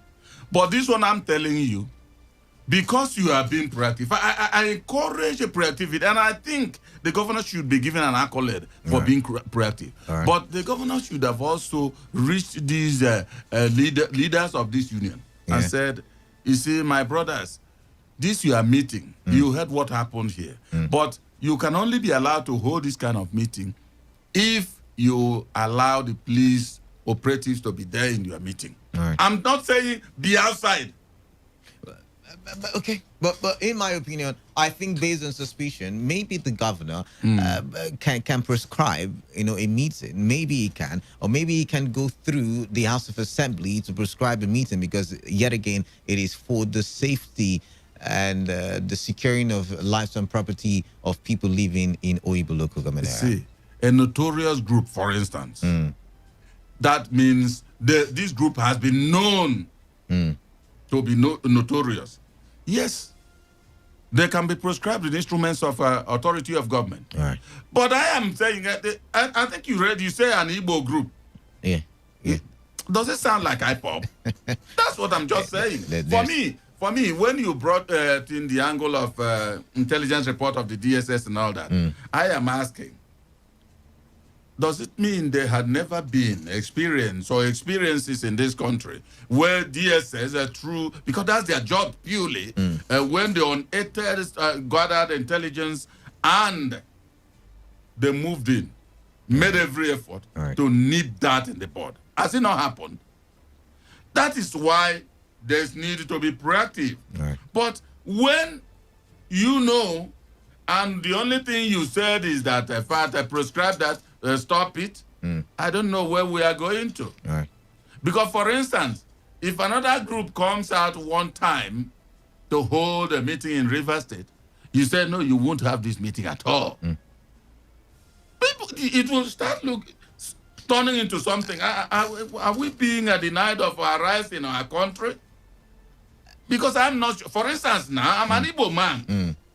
Do I belong to IPOP? No, I don't think you do. The way you talk about them, I don't think you do. But now moving on to the next story. Before I do, I want to state that it's also intriguing, and it gives me some level of curiosity how the governor got to know about a meeting of an association I really don't know much about, or probably have never heard about before, in Oyiboloko. How he got to know. So probably, like I said, it's either there's a whistleblower, or it's the DSS probably doing its work and giving out some reports to the government. But let's no, Kalada, if you it's possible. Think about it. If you are doubting how the governors maybe how the governor came to know about this, then you've not known the position of the governor. Like I said, he can know, certainly. He must be told. It doesn't mean he's not a spirit, he's a human. My point is, if it's being told, it's either there's a whistleblower or it's the DSS. That's what I'm saying. You see, that there's a whistleblower does not mean we turn the laws of the nation on his legs. Okay. On his head, rather. Right, we started with Imo State. We are now in Rivers State. Let's move over to Kaduna State quickly. Then we open the phone lines. Please give us another 5 minutes to deliberate on this issue. And it's captioned on the Punch newspaper still. I wouldn't pay ransom even if my son is kidnapped, says El Rufai. Okay. The governor of Kaduna State, Nasser El Rufai, has spoken against the payment of ransom to kidnappers, saying he wouldn't be involved in such even if his son is kidnapped. El Rufai said this during a radio interview on Friday. He said, I mean it, and I will say it again here. Even if my son is kidnapped, I would rather pray for him to make heaven instead, because I wouldn't pay any ransom, he said. And the governor also said his administration is not considering paying ransom to secure the release of the students abducted by bandits from the Federal College of Forestry Mechanization, Kaduna, in March. According to him, his government is absolutely not paying ransom, but considering other means to ensure that the students are returned to their parents. The Punch reported yesterday that Rufai said bandits must be wiped out entirely because they have lost their right to live. Well, the truth is that the statement of bandit must be wiped out does not see them wiped out. Yeah. It's just a word. It's cheap to say. Now, are there plans? Are there modalities set on ground to wipe them out? We have a presidential statement. Should anybody perpetrating? Maybe, you see, I've not been hearing very well. Maybe. So have you heard who have been shot ever since pronouncement? You see, there's a difference between what and action. Now, let me leave it at that. Now, as for paying ransom, even if it's son, you see, I cannot be deceived on that statement because if Rufai, for instance, says even if his son is held, he won't pay ransom. His wife may not share that sentiment. I may still take Rufai's money and then bail their son in secret. In secret. He's not the one who paid ransom. Well, if you follow Choba side and go to Aba, or you follow this Rumokoro side and go to Aba, the fact is that your destination is Aba. Whether he's the one or not, you don't expect him having made this kind of a broadcast to come out and say, yes, I paid ransom. People will charge him for being discriminatory.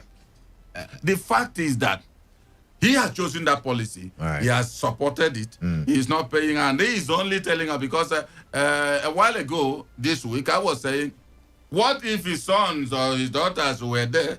He's not telling Emmanuel Dugwe that truly I won't pay. The angle of praying for them to go to heaven, that's his religion. I don't want to delve into that because they can also decide to hate themselves and go and be killed so that they go to heaven. Whatever policy of their religion, that's not the issue. But what I'm saying is that if it happens that his son is there, remember, El-Rufai is not just like those people in Kaduna State. He's a top. He's a governor. Good. He's a governor. No, governor, if His Excellency. Well, that one is difficult. Chief Ganefa Omi said no governor should be called Excellency. Mr. Governor Gani was calling them. But see, what I'm only saying is that, see, pay ransom, you don't pay ransom. That's your policy. But if your son gets into this, there's money already. You don't expect those people in that school, the parents, they don't have money as much as Erufai. They don't. And so when there is something, I am saying, if anybody, why did federal government negotiate for... he's saying that's federal government. His government does not... No. But that's what he's saying. He's saying his government does not negotiate with bandits or terrorists. I said he's right. He's taking that position. Yeah. If I were there, I cannot be seeing children. And there's no way, the only way to get them back is to pay ransom. You tell me you won't pay ransom. That is his policy. I don't support that. But what I'm saying, if he takes the decision that he won't, even if his son is kidnapped, that is fine. But his wife may turn around, use their money, get the son out. Let me say something now. When he came into office, he started a policy for Kaduna State that, saw him take his child, his son, to public school. And that was him keeping to his words. He said when his son was at a certain age, a son will start attending a public primary school. And he did it. I don't know if his son is still in the public school, but and his wife supported him. So I'm saying there's a possibility that maybe as a man of his word, because we've seen him keep his words on certain occasions. A lot of things. Yeah. He's a governor with a difference, I tell you. Yeah, so probably this is one of those times when he's going to keep his words. And even, but I have. I don't know whether you got what I said. I have a caveat there. The caveat is, how are you even going to kidnap the son in the first place with all the security details that get to surround the son? That's one way to look at it as well. No, his son is not in government house 24/7. But he has security details, that's what I'm saying. No, even if he has, how many are they going to be up to 10 or 20? Of course they will. Following that one particular son. He is the prince of Kaduna State. So and that means Kaduna State is just making money to run a Rufai family. All right, let's open the phone lines. 0817 0000951 and 0810 951 951. Text messages and WhatsApp messages to the number 0701 933 996. Remember, you can follow me on my personal social media page. All of it, the same handle, at The Kalada, irrespective of whatever social media platform it is, at The Kalada, THEKALADA. Let's find out who we have here. 95.1 FM, what's your name? Where are you calling in from? Kalada. Mascot, I believe.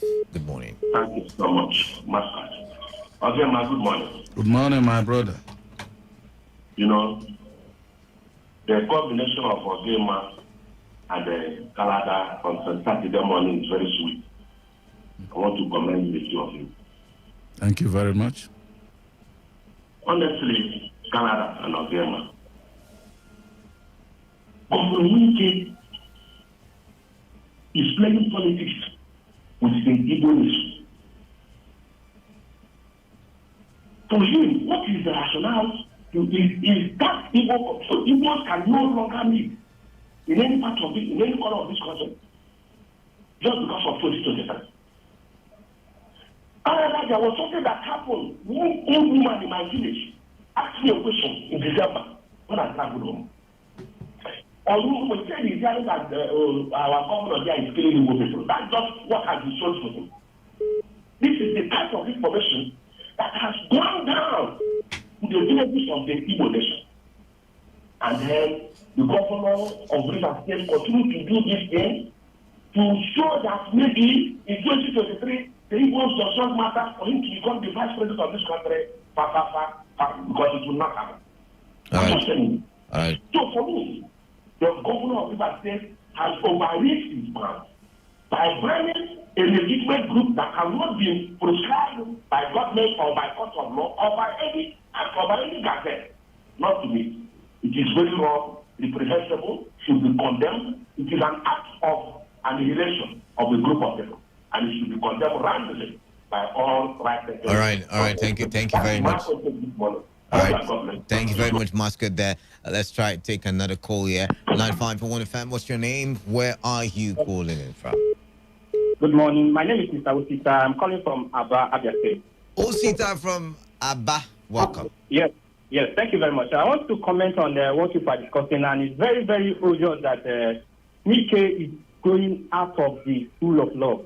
Okay. Believe you me that if Mike is being sued, I want to advise those United Igbo whatever to sue Mike and they will win that court everything. Believe you me. Because you don't tell me that we have a constitution in this country, and someone is going against that constitution, and that person cannot be called to order. All right. You and I understand there's no called freedom of association. All right. If we is trying to tell the Igbo people not to gather there, I want to know that only Igbo, there's indigenous people there who are Igbo. Are you telling them not to gather in their own land again? What kind of country is this? Now, going back to what El-Rufai said. Are you hearing me? I can hear you loud and clear. Go ahead. Yes. El-Rufai said something that he will not negotiate with the bandits, even if the son is involved. Moderator, you remember when the same El-Rufai said that he went to extent of paying ransom to, we were going to Mali, Senegal and Gambia to pay. Yeah, he has learned his lesson. No, let's stop this. Okay, you said let's. You are the journalist. You are the media. Let's tell ourselves the truth. Let's stop being biased. Let's tell the truth the way it is.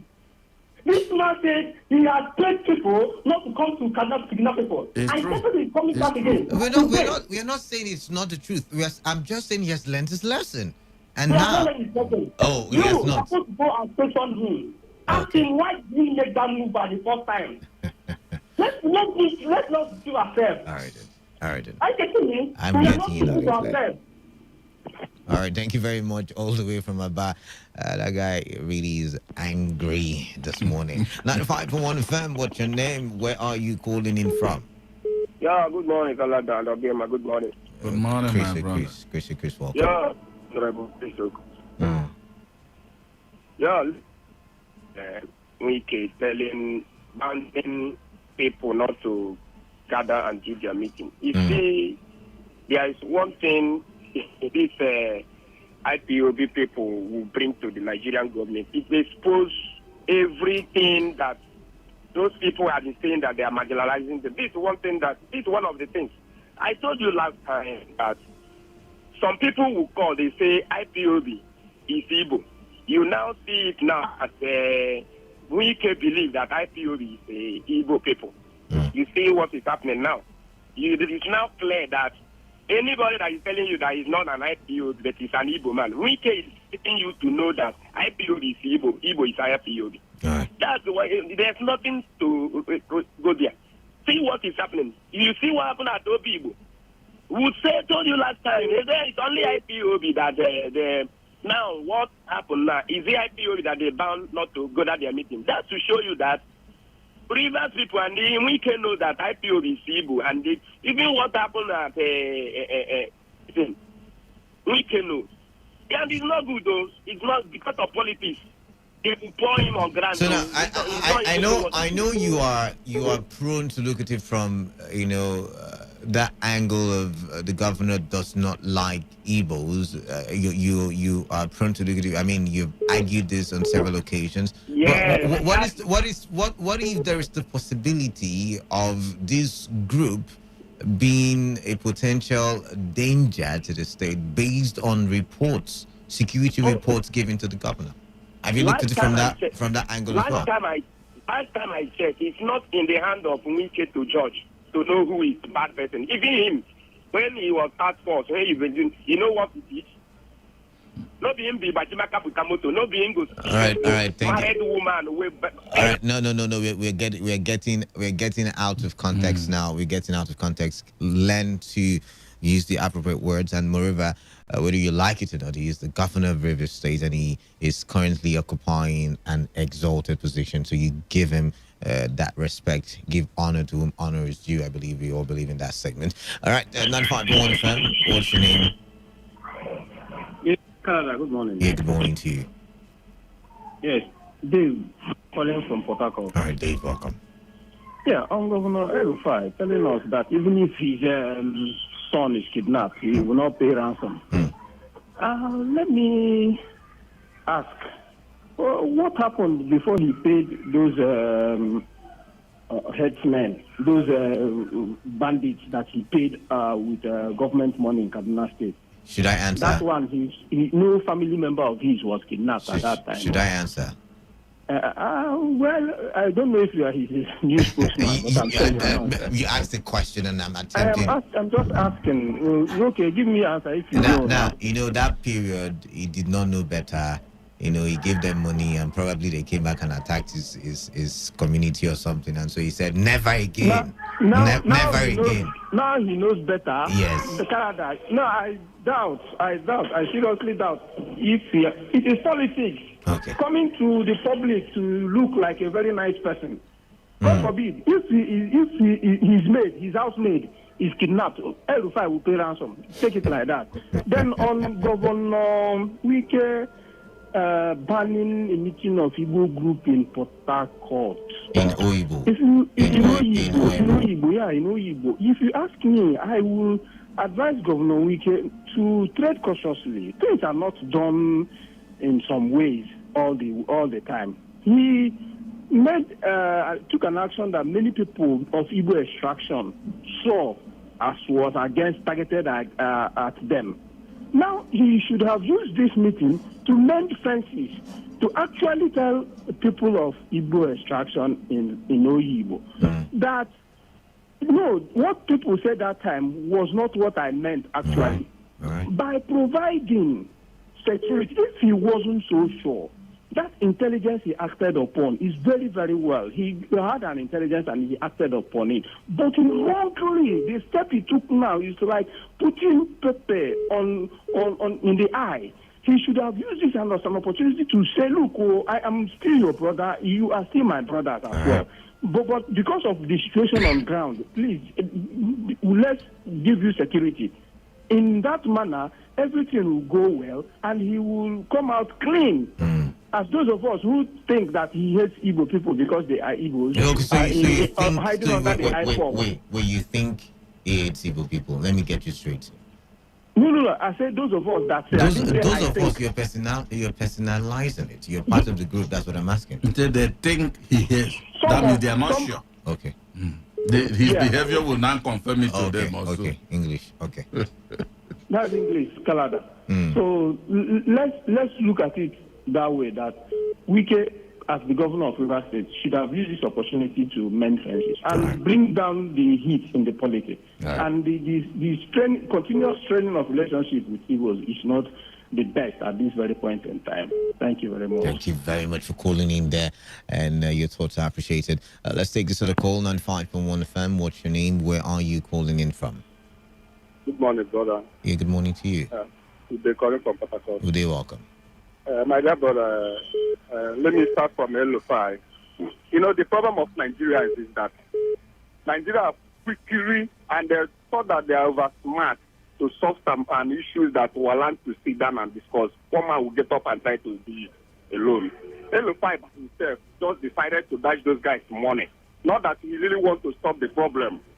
Secondly, we binding Igbo organization in Igbo local government. I want to ask, does it mean that those our fathers that are living in Obibo cannot hold any meeting anymore because of who governor of River State?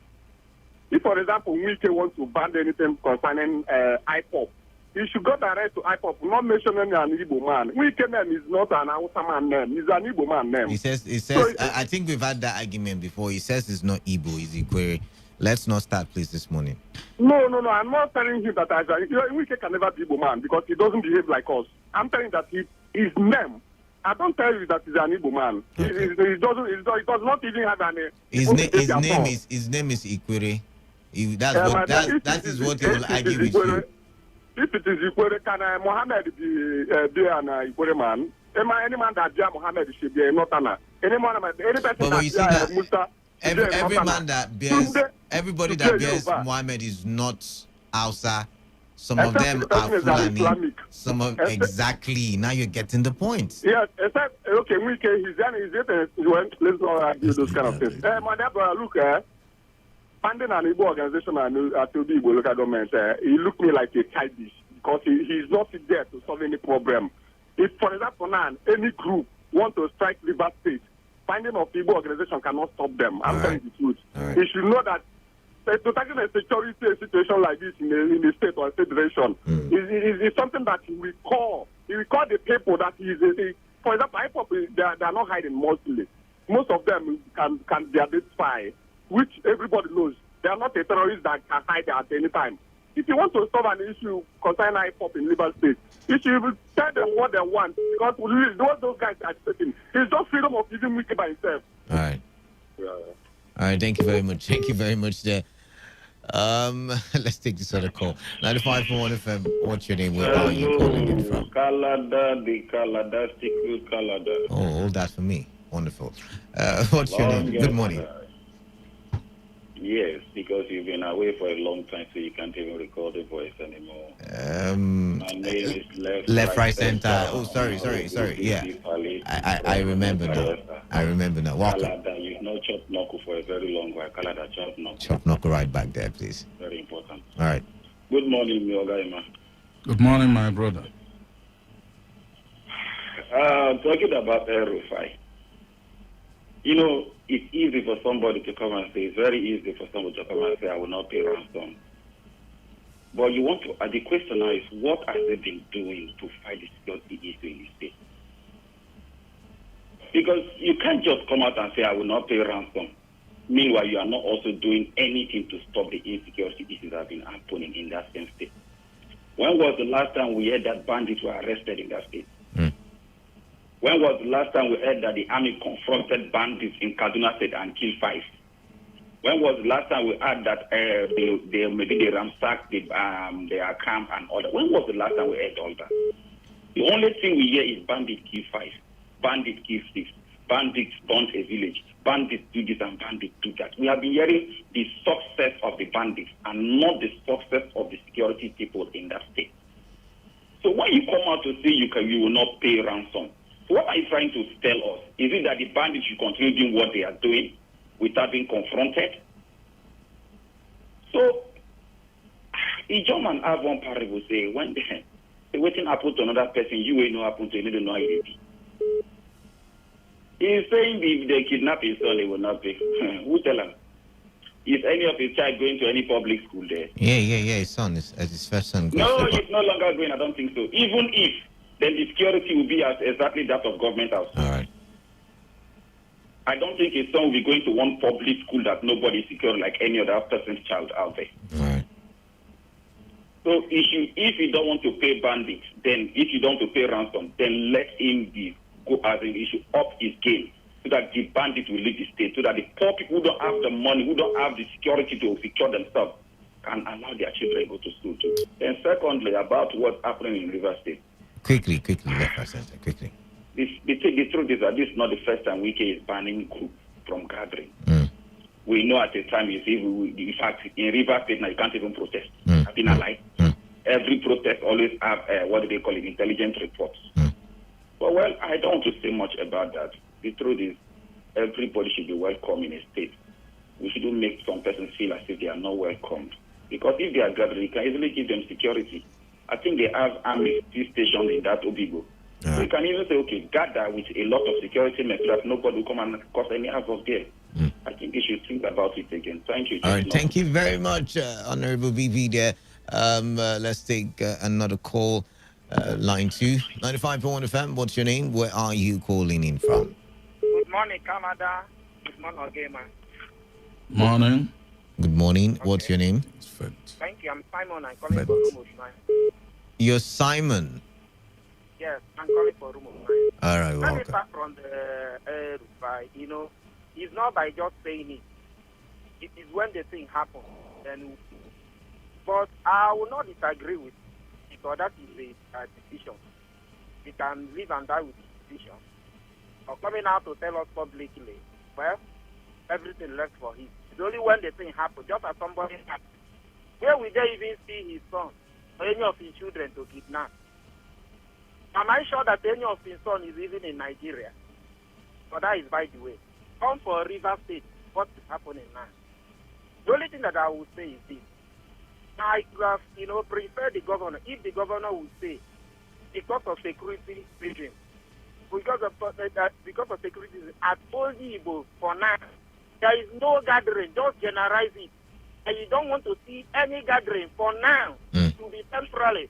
A further notice. Maybe because of anything that we are here. But if we keep on pointing a tribe, an Igbo gathering, it is not fair. My brother, let us just tell us the truth. Just say, even if, say, I don't want any that kind of gathering for now. The further notice, it will be indefinitely. It can lift it at any time. But when you mention Igbo, then some people now will start, reading meaning on that. Even when inside the governor might not even mean what we are, what we thought that he meant. So because of the kind of the utterance that he made. So, and sometimes if we are leading people as a leader, the kind of words that you come out from your mouth, it matters.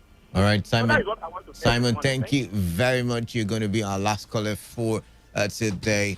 Emmanuel, what's your final say on all the conversations we've had today? Well, my final say will be focused on the Okorocha and Ozodimma.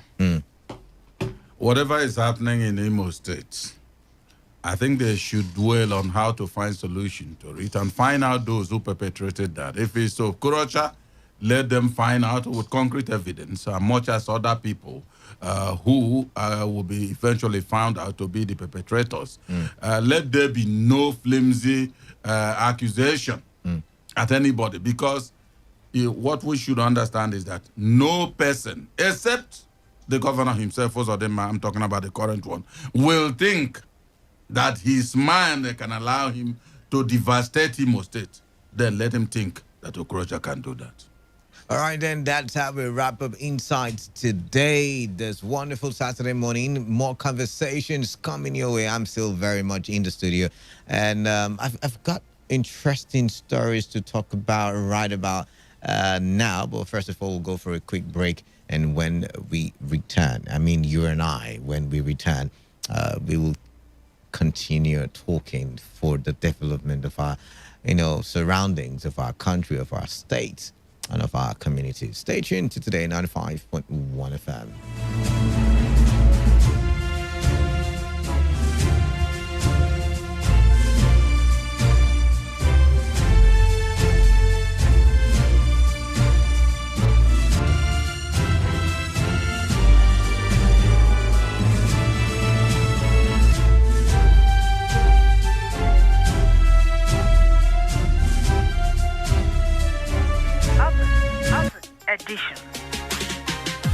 Open Edition is a radio conversation on the controversial issues that confront our communities, states, and nation. On the program, we analyze the news and discuss current affairs. We ask the tough questions and we talk to people who know. Ladies and gentlemen, my name is Ross Alabo George and this is Open It is a fresh platform to cross-fertilize ideas and share opinions on politics, the economy, and our environment. Most importantly, we don't just see the problems. We seek solutions. Because we know that when one door closes, another is open, if only your mind is open. The Dalai Lama says, look at the situation from all angles and you will become more open. Join Mr. Ross Alabo George with co-facilitators Robinson Tombari Sibe and Eugene Abels. You cannot be on vacation and be issued statement. It does not work that way. Did he satisfy the Constitution before he left? Yes, he did. Every Saturday by 9 a.m. to 10 a.m. Co-facilitator Robinson Tombari Sibe, Eugene Abels, the controls. On Today 95.1 FM, Port Harcourt. The voice of the people.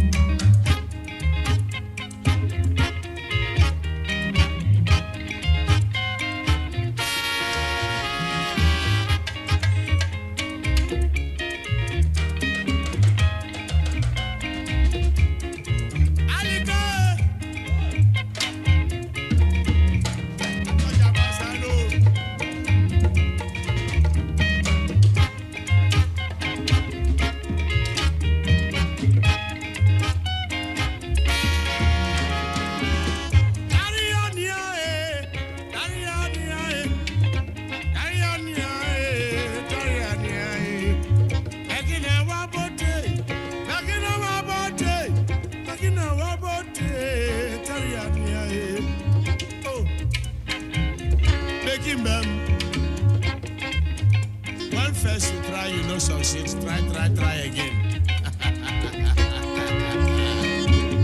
Carry on, yo. Carry on, yo. Carry on, yo. Lakina wabote. Lakina wabote. Lakina wabote. Lakina wabote. Carry on, yo.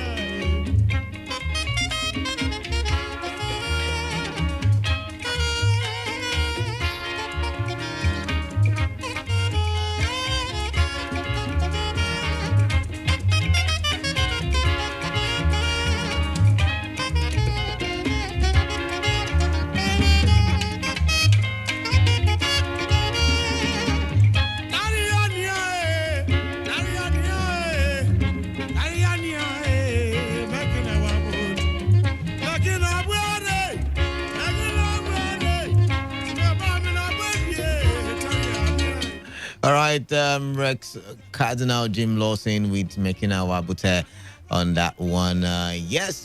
Time for us to further conversations here on Today 95.1 FM. 5 minutes gone into the hour of 9. I am Kalada, and I like to think of myself as the man of the people. We're going to push the conversations further. I already said that. I'm thinking because I don't even know which one to choose. So I'm going to use all the topics together. We're going to talk insecurity, by the way. Let's look at the Punch newspaper where the Vanguard newspaper where it has the caption, Buhari's lack of capacity to govern, fueling ethnic religious tensions. And this is coming from the PDP governors. Governors elected on the platform of the People's Democratic Party, PDP, yesterday condemned the worrying state of security in the country and blamed same on what they see as the failure of the president, Muhammadu Buhari-led government, to demonstrate sufficient capacity for governance. Rising from a meeting held under the auspices of the PDP Governors Forum in Makurdi, the Benue state capital, the governors accused the ruling party of deploying intimidating tactics to cajole some of the PDP members to join the ranks of the APC. In a communique read by the chairman of the forum and governor of Sokoto State, Aminu Tambuwal, the governors called on the federal government to, among others, put in place measures to facilitate the devolution of powers to the component states, as well as devolution of power to avert another civil war. The communique read in part, the governors are deeply worried, and indeed all our fault lines and differences are being stretched to the limit by a government that clearly lacks the capacity to govern. The meeting agreed that this has given rise to ethnic and tribal tensions, religious divisions, and various forms of social and political cleavages. The governors concluded that Nigeria is in dire need of leadership at the federal level to avert the looming disaster. Now, it's a long read, but okay, I think I should read this paragraph. The meeting noted and condemned the alarming drift of Nigeria, which, if allowed to continue, will make Nigeria a failed state under the watch of the All Progressives Congress APC government. They expressed deep concern and alarm at the deteriorating relations between various groups in Nigeria. The meeting was similarly alarmed that security of lives and property of Nigerians are no longer guaranteed under the present government as a result of leadership incompetence and mismanagement of the nation's affairs. It goes on, talking about several other things, talking about restructuring, talking about revenue, mobilization, allocation, and fiscal commission, and all of that. But my major concern is insecurity and actually saying that Nigeria might actually become a failed state, and that Nigeria has grown worse under the leadership of this current administration, and also talked about ethnic and tribal tensions, religious divisions, and various forms of social and political cleavages becoming even more intense under this administration. And I'm wondering, I just, this is one of the topics because I'm wondering, the problem of Nigeria or the problems of Nigeria or in Nigeria did not start today. The problems were not even born yesterday. They have been there before many of us were even born into this life, into this world. The problem of Nigeria can be backdated to 20, 30 years ago. For instance, lack of electricity or what do you call it now? Unstable power supply did not start in 1999, did not start in 1994. It's been there for as long as I can remember. As at, the 80s, the then NEPA, the defunct NEPA, was promising us steady power supply. In the 90s, they promised us steady power supply. We came to the year of the 2000s, and they still promised us steady power supply. I mean, they're still promising us steady power supply. So what are we talking about? The problems did not start now. We're talking about insecurity. The insecurity started some 10, 15, 20 years ago. So, I'm looking at it from the perspective that can we actually put the bulk on the table of this administration and say, hey, it's your fault that we are where we are. Because I like to think this has been a journey that we have been traveling on for so long a time, talking about insecurity. I'm of the school of thought that if we had industries built by previous administrations, whether it's the military era or the civilian era, whichever era it is, if we had industries, these guys would have been carrying tools. I'm talking about working tools like spanners, like, tractors, like, working tools, industrial tools, and not carrying guns. But what do we have? We have people who are tired. I'm talking about the young people, by the way, who are tired of being unemployed, who are tired of being hungry and living in poverty, who are tired of having leaders come tell them one thing and do another when they get into office or elected positions. So, I'm thinking, the PD, I know. Even in America, even in the UK, the political parties do play politics. That's why they are political parties. They have to politic. They have to play and act and do and live and breathe politics. But is this not politics gone too far? Because yet again, I like to think that security is not on the exclusive list. As a matter of fact, the local governments have a role to play in the security of the local governments. The state government has a role to play in the security of the states. So in my conundrum, because I'm not allowed to take a position as the one anchoring the show, so in that conundrum, I'm thinking, could the PDP governors have gotten this? Could they have gotten this one wrong? Could they have, taken a step too far on this one? I understand things are bad. I understand insecurities everywhere. But can we really, really blame this administration? Because yet again, according to what I've just said, all the things I've just said, this has been coming from a long time. A long way. This is a long way. I'm looking for the right way to express it. It's not today it started. It's been traveling for a long time. I think that's the best way to put it. It's been traveling for a long time. So can we really say? I understand we have more groups calling for secession this period. But is it not as a result of the culmination of all the other governments' ineptitude, inabilities, lack of capacity, so to say? I mean, if we had these governments putting up industries and not stealing money or looting our commonwealth, we probably would have been somewhere.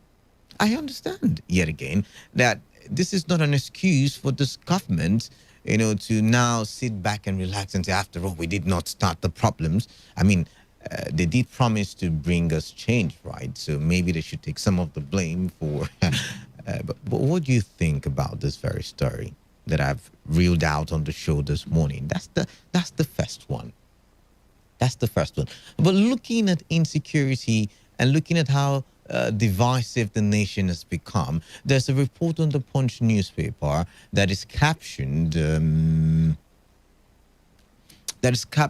IPUB OPC operating like Boko Haram, and it's coming from Dambazwa, a former Minister of Interior. Abdurrahman Dambazwa said the proscribed indigenous people of Biafra and the Odua People's Congress share similarities with the insurgent group Boko Haram. He added that both the OPC and IPOB were making attempts to plunge the nation into ethnic war. Speaking on Friday in Abuja, the inauguration of Army War College Nigeria Course 5/2021, the ex-chief of Army Staff said both groups were exhibiting features similar to that of Boko Haram when the insurgent group started out in 2009. He stated that all three groups operate on the platform of extremism alongside secessionist threats. I beg your pardon. The ex-minister stated they are all non-state actors. They all have separatist agenda to carve out state out of Nigeria territory. They all do not believe in the Nigerian project, its unity and peaceful coexistence, just like Boko Haram. And so I'm thinking, yet again, could you just be rather Dambazwa just over stating the situation? I understand IPOB has been crying out, and most especially since this administration. They want to leave Nigeria and all of that, and OPC as well. But could Dambazwa have looked into the situation why these groups are calling for a secession? Could he have?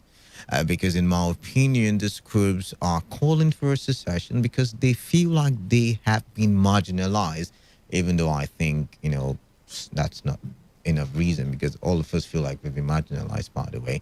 And even within the units, there's still some extended marginalization, whether you like it or not.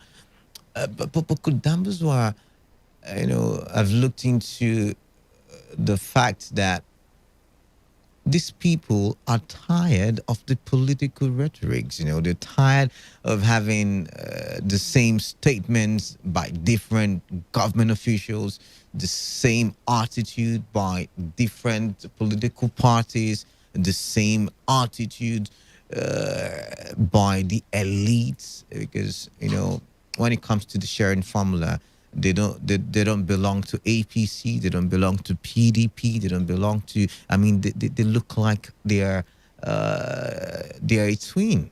That's what they look like they're a twin, or they're brothers and sisters from, the same mother and father.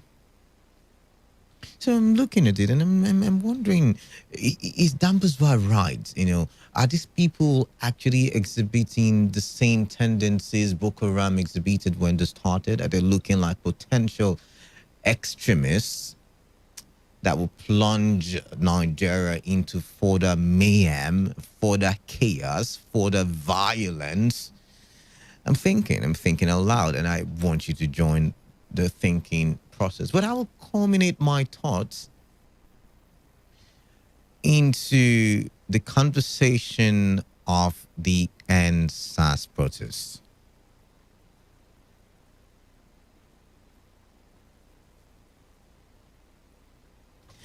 I would like to think,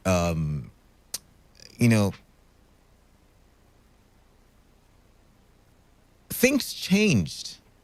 Things were transformed after, the NSAS protest. Now, we remember the NSAS protest. Nigerians, the younger generation, came out in mass and said, we would not agree to the situation of things. And like I said in the other two discussions, the government keeps saying the same thing over and over and over and over and over. And the youth came out in mass and said, we would not have this continue, we would make sure that until there is a change, we will stay on the street. And, they started with a 5-list demand that went on to numerous amounts of demands and all of that stuff. But, violence characterized the end of that protest, and the violence saw the burning down of police stations. It saw the burning down of security and other government institutions. It saw the attack on police officers. Police officers were targeted in Lagos, in Abia State, in Rivers State, in Akwa Ibom State, in certain other states that I cannot remember right now. But the police were targeted. And it seemed like it opened a new vista, a new level of insecurity in Nigeria. At first, we saw an adamant police. What do I mean by adamant? I mean, they refused to do their work because they felt like Nigerians had betrayed them. I remember the former IGP, having to plead with them to go back to work and, encourage them. He even had to do a tour to certain parts of the country, telling them and reminding them what their functions were, what their functions are, which is, protecting lives and the property of Nigerians, being the internal security mechanism in the country. So in my head, I'm thinking,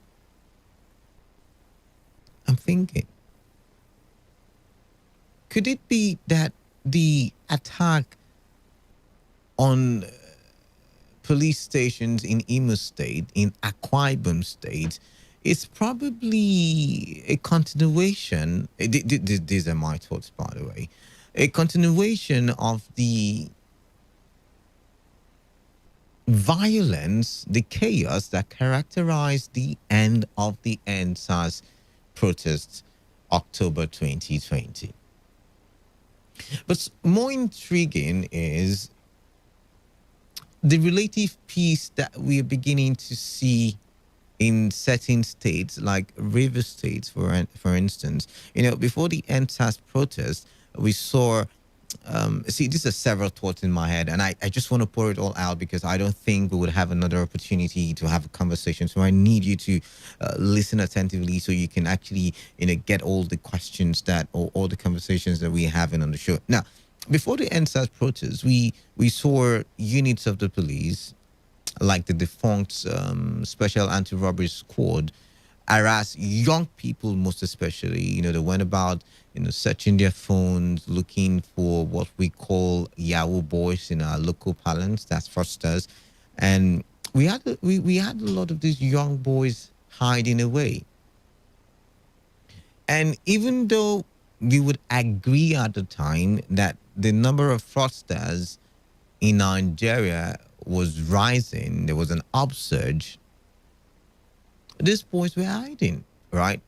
And then the NSAS came, and then the violence followed, and the government had no choice but to disband the SAS units and every other unit, from being, what do you call it now? From being in public view. I think even got to the extent where they even banned all tactical units. We began to see these boys come out in numbers. We saw them come out in large numbers, flaunting. I'm not saying all of them are Yahoo boys, by the way. Don't get me wrong. I'm just saying our young boys came out on the street and they were able to flaunt whatever wealth that they had gained.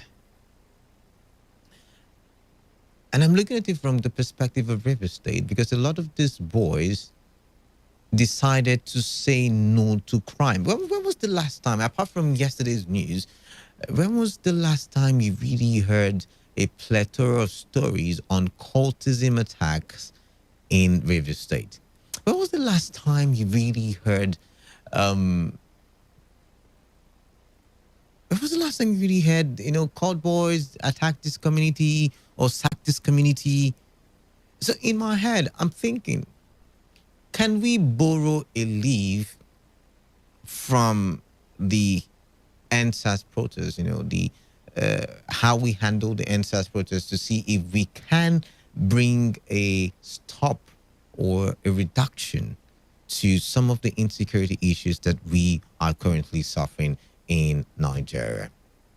I'm just thinking out loud, random thoughts on insecurity in Nigeria. But you can join the fray right about now. Join the conversation. You can join me.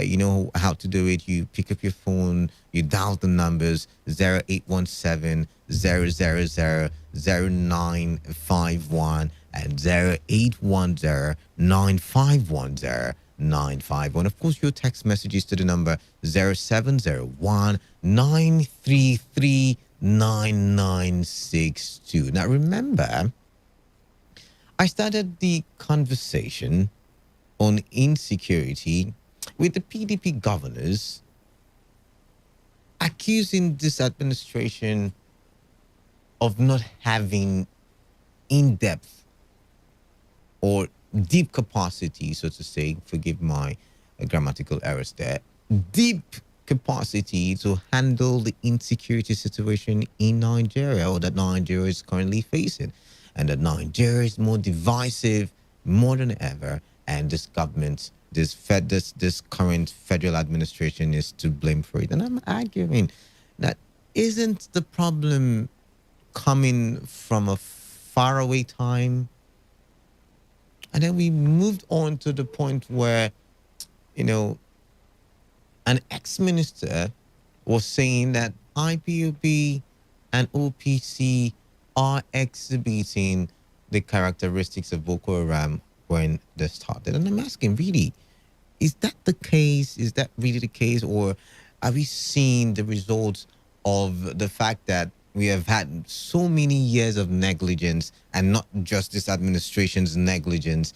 And so a lot of groups are now beginning to speak out and say, and saying, we no go agree, or we no go agree.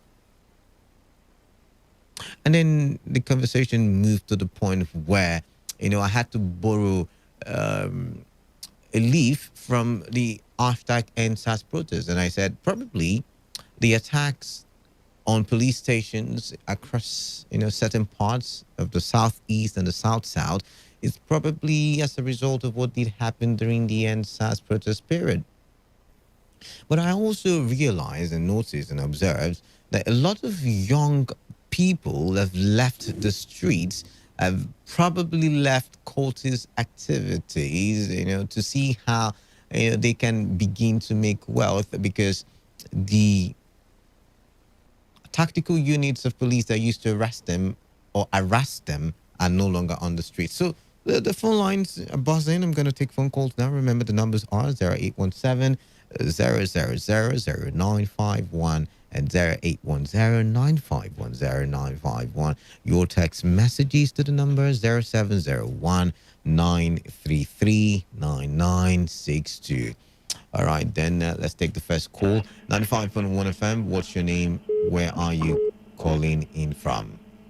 Kalaza, good morning. My name is Emeka. I'm calling from Owerri in Imo State. Good morning. You see, what we're discussing, everything you said on this rant or this discussion, it boils down to one thing. Right. I said the other thing of the what happened in Owerri here. I say anywhere you have too much injustice, peace can never dwell in that environment. Right. You see, this problem, all this thing, look at this thing started from Nanikalu. And the people were saying today, the average Yoruba man, if you go online, if you go to online, see what the comment of your average Yoruba man, you will see that in the Yoruba history, they don't abuse Oba. They don't joke with Oba. So this time around, any Oba that rises up to work against the situation of Yoruba people from Nigeria, they'll start cutting him. Go online, you see what I'm telling you. They'll start abusing him, saying how many of things. But they could be sponsored, and it's possible they are sponsored, and they don't represent the mind of the Yoruba people. It's possible. I'm not saying you're wrong, but I'm just saying it's possible. See, unless you never go online to see what I'm telling you. This is not matter of who's sponsor. I'm telling you, greater percentage of average, not only of the politicians. I mean, more than 80% of average Yoruba man in the street I'm saying the sentence. No, you can't use online to say that they are 80% of Yoruba people. No. It's just online. Okay. But I know it's all about even those in abroad are saying the same thing. What I'm saying is injustice in the place. And I want to remind you something. Please, that's a Oyibo issue. I don't think it's good to remember. No. We've moved on from there. Thank you very much. Thank you very much for calling. Don't mention that because you open windows on people's start. All right, so we need to address injustice in Nigeria. If we fail to do that, there will be no peace. All right. That's the bottom line. All right. Thank you. Thank you very much for calling in. 95.1 FM. What's your name? Good morning. Yeah, good morning to you. Canada, how are you doing? I'm doing great. What's your name? My name is Israel. Your name is? My name is Israel, Canada. Israel, welcome on the show. Welcome. Canada, now listen to me attentively, okay? Yeah, I'm listening. We're dealing with a situation in Nigeria that we have a large chunk of uncivilized, uneducated people, okay? Now, we're in a situation that is fraternized and confraternized, okay? I'm speaking holistically from a human scientist view, okay? Now listen, a lot is happening. All we need to knock our heads right now is how do we get out of this mess, all right? Okay? Now, first of all, civilization starts with agricultural basis, okay? We have a land space of over 900 million hectares of land, if I'm not making any mistake here, okay? From the North Pole down to the South Pole, all right? Okay. What are we doing? We're not even using over 25% of this to produce our own food, okay? We don't even have companies that go into agro-wood farming. I'm not talking of cropping right now. I'm talking of wood. You know the essences of wood to human life, ecosystem, and all. We don't have any company of such. But we have billions stuck in the banks, in foreign banks and local banks, okay? We have energies that are roaming around the streets, doing nothing. All right. Come on, at 21st century, Canada, we still live in warm apartments. This is crazy. So are you saying lack of infrastructure, lack of industries? Wait, I want to get your thought pattern very correctly. Are you saying lack of industries, lack of infrastructure, probably is the reason why we are having insecurity spring up in almost every corner of Nigeria? Yes, you are having able energies that are not put to work. I don't mind devil's workshop, okay? Both the male and the female, young adult youth, single adults, are just lying low doing nothing, okay? It's a society whereby you can walk into a bank with a fantastic proposal and then you get funds to fund that business. Everything they turn into politics. Listen, politics is just a little chunk of human existence, okay? We have other major aspects. Canada, ask not what your country can do for you, but what you can do for your country, okay? Listen, ask me, what have I done for Nigeria? What have you done for Nigeria? Very good.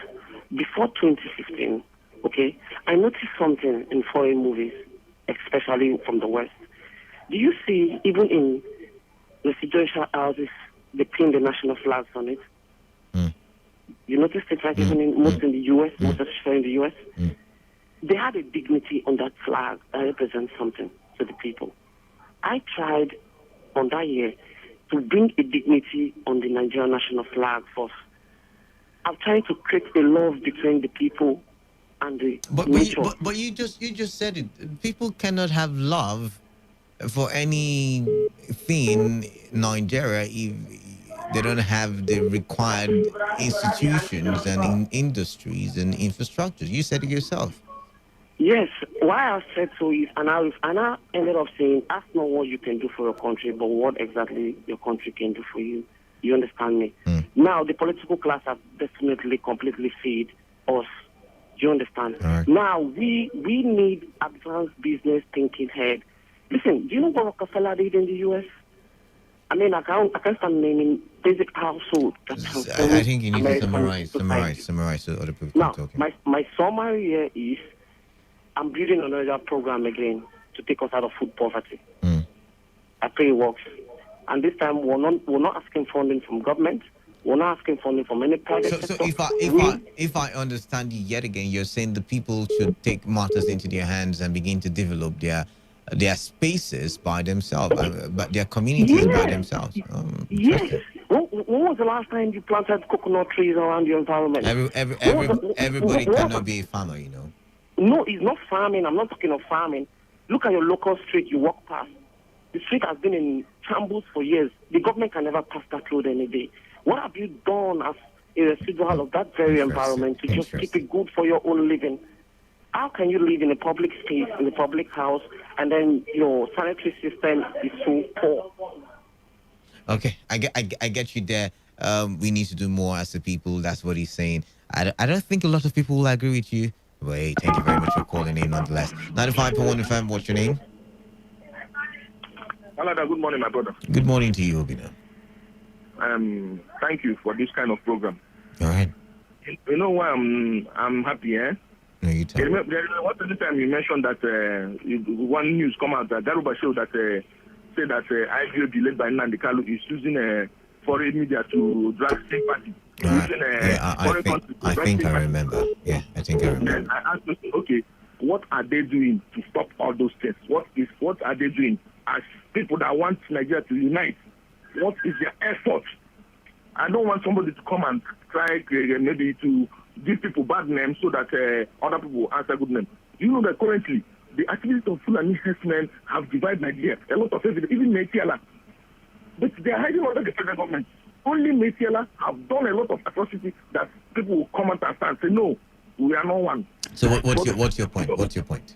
My point is that if Nigeria is trying to play gamble with people's life, I know innocent people have been killed. They don't want anything that will develop their people. I'm telling you, take our whole country. Use the West as an example. Tell me one medical center, health center. I don't want to call hospital, a health center that is functioning. But when people stand up to condemn some evil that government is doing, you see them using. When you mean one health center, I mean UPTH is working, right? And then the River State. My brother, I am sure that you have been there and see that doctors are not on ground. I mean, resident doctors are on strike. The equipment. Go and check whether they have a functionable oxygen. You are calling UPTS. It's a very big shame. Nigeria is in a mess. People say they don't want to belong to you again because of your Boko Haram activities, insurgency everywhere. You want to kill them. See what happened in the Benue State. Fighter jet is going there. But Sambisa, they have not bombed one something. See what it is. These people have finished Nigeria. They are not preaching any youth. They are dividing Nigeria the more. So when you say they are, what are you referring to? This administration, all the administrations? Yes, APC government. The people that are for state governors said they do not mention their names because of their sponsoring bandits. All right. Thank you very much. Thank you very much, Obina. You've answered the question. But really, is it fair to say this government, because like I explained, what's the word now? Like I postulated earlier, the situation has been bad for a long time now. It's been growing worse for a long time. It's been a growing process, so to say. So you can really blame this administration, can you? Will you? That's the question. Wow. IPOB, OPC, asking that they want to leave. Is it really because this administration, all of a sudden brought the problems? Or the problems have been there a long time coming? And these people feel like they're marginalized? Or do you just think these people just, are exhibiting terrorism tendencies like Dan Bourgeois has argued? I'd like to hear from you. Let's go back to the phone lines. 95.1 FM, what's your name? Where are you calling in from? Yeah, Canada, can you hear me? I can hear you. Jude from Oibo. I recognize this voice any day, anytime. Is that? All right, welcome. Hello. Yeah. Can you hear me? I can hear you loud and clear. You see, the injustice that is in this country, that is what is dividing Nigeria. You understand? Okay. You cannot tell me that some people are born to rule, while others are they just escorted some people into this world. Yeah? That is what is dividing Nigeria. So many things are happening in Nigeria in a bias form. Bias. So let me ask you who was born to rule? That is in the Northerners, the Mietiala, the Northerners, the Muslims. Why do you say so? Let's have a conversation, Jude. Calm down. Let's have a conversation. Why do you say so? Now, since 1966, how many times have you seen Igbo man leading this country as apart from since 1999? How many times? Oh, I lost you there. I was going to ask you a question since you want to bring the tribal angle to it. Since 1999, how many times have we had the North rule? How many times have we had other tribes rule? I mean, we've had what, 1999 to that's 22. This year will make it the 22nd year of our democracy. How many times have we had? I mean, we should do the math before we bring up the narrative of some people are born to rule. All right, let's go back to the phone lines. 95.1 FM. What's your name? Where are you calling in from? Uche calling you from Port, my brother, Mr. Calabar. Uche, welcome. Thank you, sir. I is your past hours of the day, sir. How is my what? Your past hours of the day. My past hours of the day. I don't get. Okay. I mean the hours that has passed today. Oh, wonderful. I've been here in the studio. Wonderful. Thank you for asking. God bless you, sir. Thank you, Uche. Thank you, Uche, yeah? Yeah, let me pick up the statement today to Dambazwa. That said IPOB, OPC, it's like Boko Haram. I disagree with him, sir. All right. The greatest people that is dividing Nigeria is the actions of the leaders.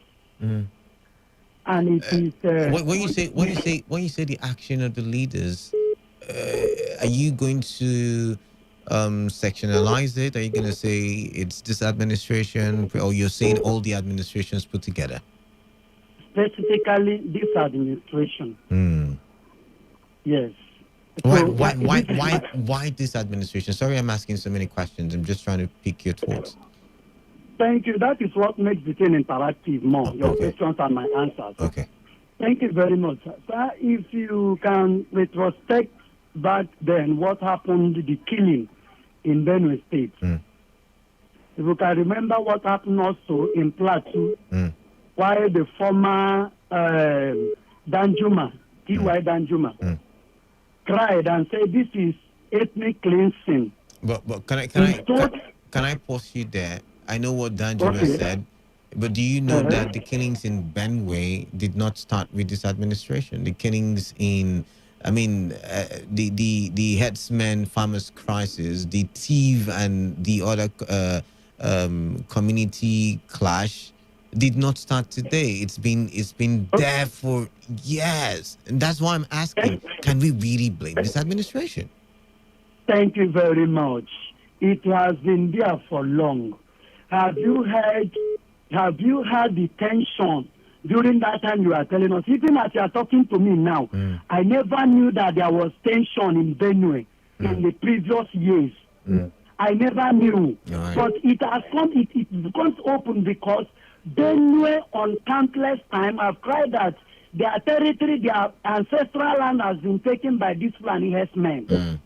My problem is not taking the land. My problem is what is the government of the day doing to settle this problem? All right. That is number one. Let it be by the side. All right. Then now, talking about the activities of IPOB and OPC, sir, can you explain to us, even in the legal terms, the position of Gumi, Sheikh Gumi, and Ibrahim Gumi and the bandits that every time you hobnob with them, you sit down with them, you pray with them, you eat with them, yet army are still playing oblivion of the activities of bandits, their situation, where they are situated and how they operate. But one single man, Gumi, knows about it. Now, let me take you, last 2 weeks ago, come to activities of IPOB. A pastor was paraded. Why? And he told us that this pastor was heading the activities of IPOB, and the pastor was paraded. Who is Gumi and who is the pastor? Let us tell ourselves the truth. This is where Nigeria here. We should be frank. We should be factual, sir. If the government even give us the 5 or 6 basic amenities of life, Nigerians are very patient people. The most uneducated people is our leaders, not even the common people. Why do I say so? Our people, our leaders will go outside. Okay, now, as we are talking now, Muhammad Buhari is in London. What is he doing there?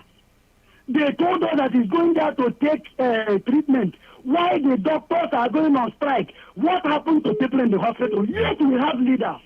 And somebody tell me that it's Uche. That is, what do you have? Okay, now, the last caller, second to the last caller said that, what are we doing for Nigerians? Tell me where is Innocent today? Where is Innocent Motor today? Innocent is operating in Ghana.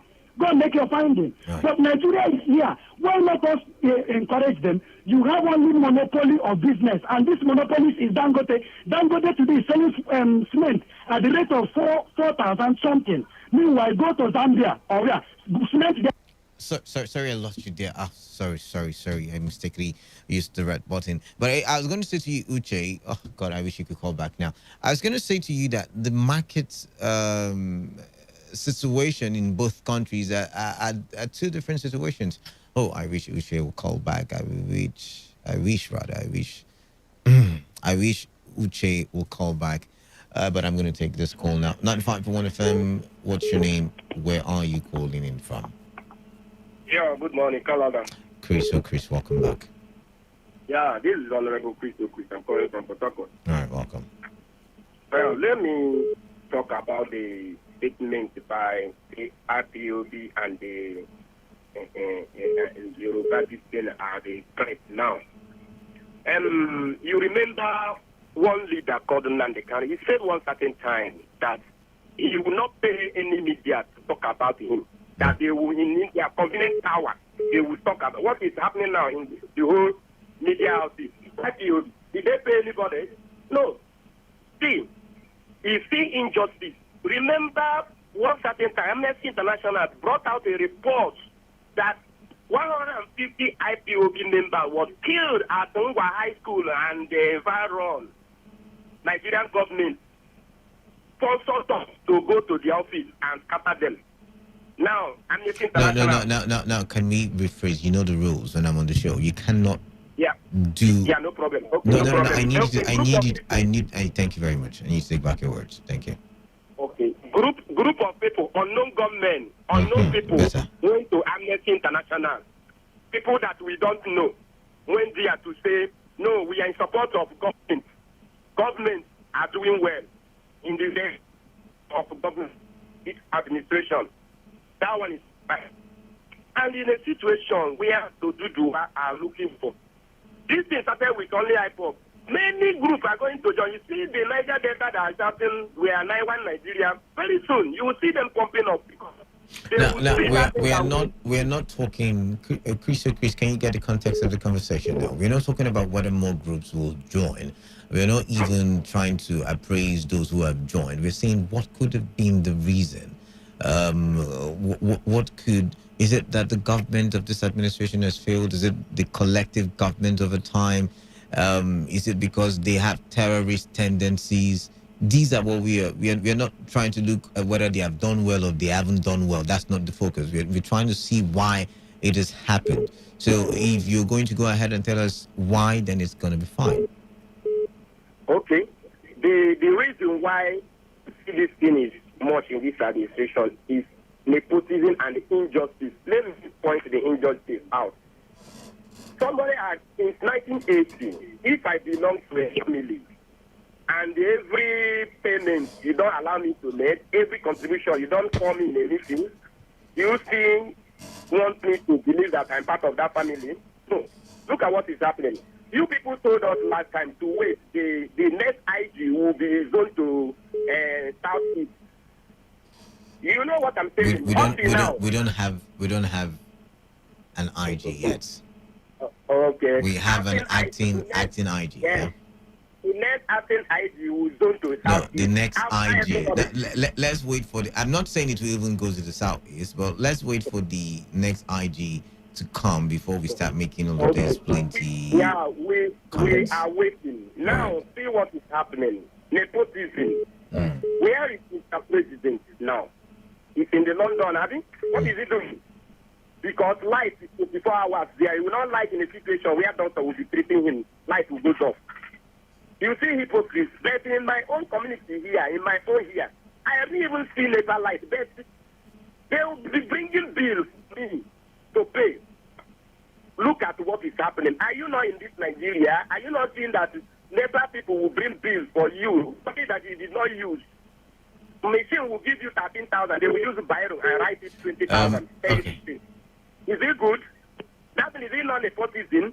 If you still want me to be in the midst of this kind of people that will see black and call it white? No, I don't do like that. If it's black, they call it black. If it's say it's yellow, don't find people. All right, thank you very much. Thank you very much, Chris. We've got to take other calls now. Thank you very much. You seem to be deviating. 95.1 FM. What's your name? Where are you calling in from? My name is. Good morning. First of all, my name is Daniel. Daniel, welcome. It's been a while. From Transamedi. Yeah, all the way. For me, I think I will not believe that the IPUP and the people from the Southwest is linking to Boko Haram ideology. No. Okay. The Boko Haram ideology is completely an ideology that speaks. They do not want the Western education. And anything that has to do with an education, that needs to be destroyed. Rather, these individuals are seeking to break away from Nigeria. So you cannot link them. Their mentality is that I want to go off Nigeria. And the reason why they want to go off is they have told you injustice, bad leadership, tribalism, sentiment when it concerns the national policies. And when you continue having this issue with the national policies, when you look like even our leader are more tribalistic, naturally people will say, I want to go off. Right. But in all, I want to attribute all this to leadership failure. Right. It's not really about PDP, but somehow I think we need to go by every administration. And I must tell you that I've been witness administration, but this administration look like more tribalistic than others. Right. A lot of leadership failure. So you're saying you agree with my postulation that it's a collective of governments, but this one is just enhanced or as sped up the destruction process. Is that what you're saying? To an extent, I agree with you. In terms of a collective, I agree with you. But not to take more after so a lot of people will call, I will say that if the leaders, but my problem with Nigerian politics never learn, if they have that what I call double security in their brain, they should understand one thing is common. Everything have an end. People are tired of fake promises. All right. Will this thing stop? No. This will definitely continue. Rather than even getting better, it will get worse. As long as people keep on going hungry, frustration, disappointment, people come out of school, no job. In fact, everywhere hunger. And Nigerian politicians continue to donate money like charity organizations. People who they want to give and bad governance everywhere. Let me tell you, I am sorry this will definitely get out of the hand. Right. Secondly, finally, the Nigerian police, who have already made themselves look like they are enemy of Nigeria in every action. In terms of the stability, when you go to police station, you bail yourself out. In fact, they look at Nigeria as their enemies. Look, the question is this: how many people can you feed? Right. There is a say where I come from. An individual cannot cook for community. The day community will cook for you, you may not be able to finish the food. Right. They should learn from this and begin to balance the community has cooked for them now. They cannot finish the food. Is that what you're saying? That is it. That look, it's easy to go and attack the headquarters of the police in Nigeria. Do you know what it means? For an individual to go, without even minding if I want to die, let me die. If you want to kill me, let me kill you. Let me tell you, as a child growing up, there was a corner fight you grade. A little child, maybe you may be teenage at the time, you say, kill me today. Either you die or you leave me alive. And you will get tired of hitting the young man. So whether we like it or not, if we don't have a balanced system, if we don't begin to negotiate for better Nigeria, Nigeria will get worse. And I am afraid there will be a time. I'm not praying for it to. That is not my prayer. There will be a time, including Nigerian politicians. They don't even find a safe haven in Nigeria. Big example. In Port Harcourt here, last week or this week, currently, the chairman of a local government is being kidnapped. Did you know that? What, do you reason what I reason? I'm guessing. I mean, a chairman is being kidnapped. So if a chairman who has the security can be kidnapped, who is safe? All right then. Very big question. All right, Thank you very much. Daniel, thank you very much for that deep conversation. I mean, you took my mind on several journeys, and I want to say thank you there. 95.1 FM, what's your name? Where are you calling in from? Yeah, good morning, Canada. Hey, good morning to you. Dave from Port Harcourt. Dave? Yeah, from Port Harcourt. All right, Dave, welcome. Good. Retired General Dan Bazal compared IPOB, LPC to Boko Haram. No. That's a bit tricky. We should face the truth. We should face the truth that is facing us. Nigerians should know how to solve this problem that Nigeria is in. Because you are a leader from one section, you always come out to protect the interests of a section. That doesn't help the entire country, Nigeria as a country. For us to move forward, there has to be a way of coming out patriotically. Patriotism is what drives development in any society. If you belong where you don't like, there's hardly any chance for you contributing to the well-being of that society. It is natural and it is clear. Every person in this world knows that these guys in Northeast say that Western education is what their problem is. They go to schools, they kidnap children, school children, they demolish schools, they demolish churches, they demolish mosques. Because they are also asking for secession, actually. They are also asking to break. No. I'm being serious now. Yeah, they're asking for secession. They want to break away because they feel like the Western education is destroying their region, is eroding their culture and all of it. I agree with you. The terrorism side of their action is what I'm looking at. These people go beheading pastors and imams and that is what the ex-minister is saying. OPC has not done that. He's saying that has not done that. Can I say something, Dave? He's saying that they are exhibiting, the tendencies, the characteristics Boko Haram exhibited when they started, not when they had, become the full-blown monster. When they started. One question. All right. I'm not support. I'm just explaining what he said. Okay, good. If that's exactly the context in which he spoke, I want to ask him, what is the government doing sincerely with the love of the country behind their minds to resolve these problems? These guys, are they spirits? The answer is no. The answer is no. They have the ability and the capacity to call for a round table, negotiate, discuss.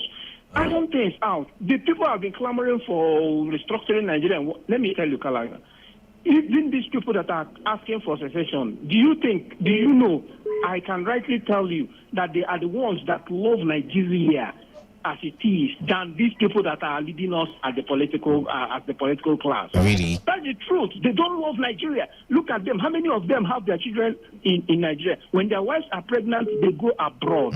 And they born citizens of other nations. Right. You understand? They give birth. Their children are all citizens of other nations.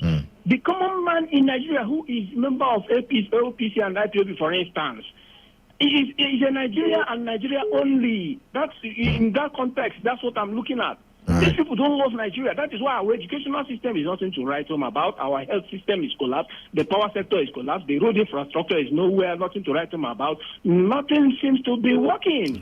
That is it. Exactly what these guys are clamoring for. So that in this age of information technology, I am telling you that it will be difficult for this generation of our political leaders to succeed if they don't change. If they have to sincerely change, change and bring back the desired, you put Nigeria on the pedestal of development, everybody will go home. Nobody will even clamor of this, where the president comes from, where it is zoned to.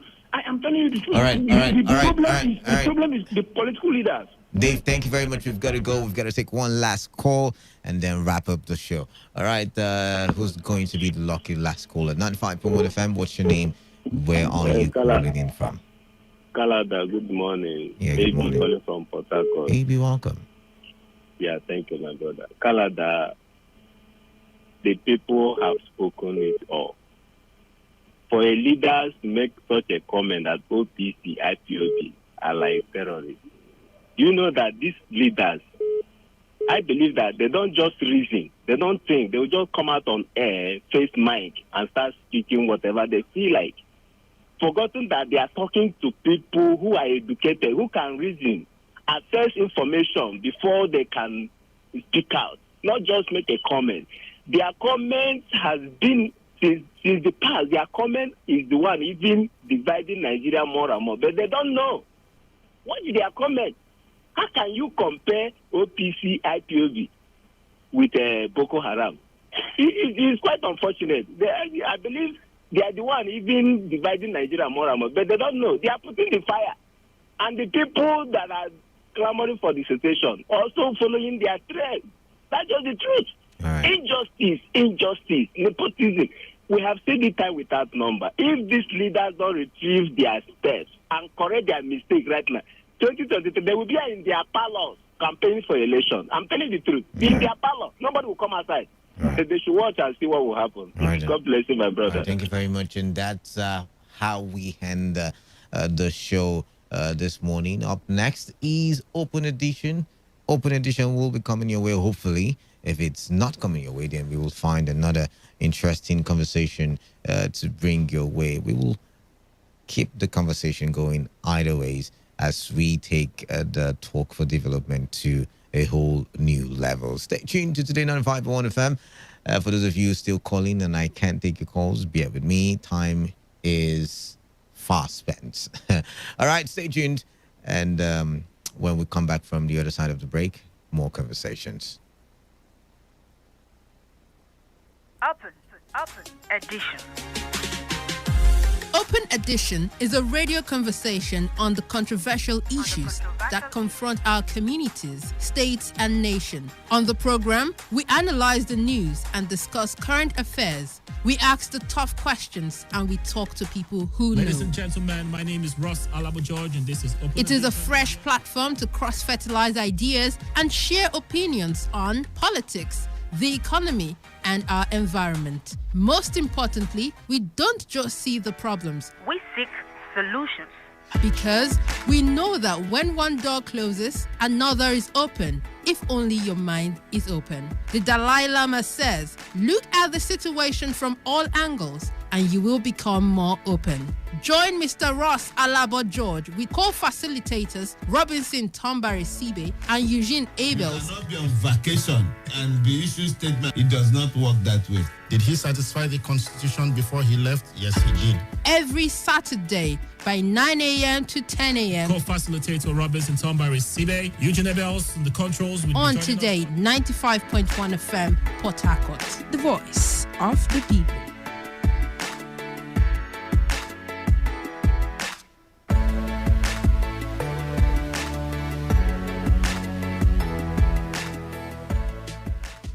Please listen to this announcement from the School of Public Speaking calling. Do you want to be a motivational speaker? Do you want to be able to teach effectively? Are you usually shy in public and desire to cheer up? Are you a politician or a public office holder and want to perform better in your deliveries? Will you like to address any gathering, even as large as the United Nations? If your answer is yes, then come and register with the School of Public Speaking and Capacity Building. Come, let us add more value to your academic life. Training starts on the 19th of April for 2 weeks. Contact us at number 11 Chief Temple Amadi Avenue, GRA Phase 3, Port Harcourt. For more inquiries, please call 0806 660-1936.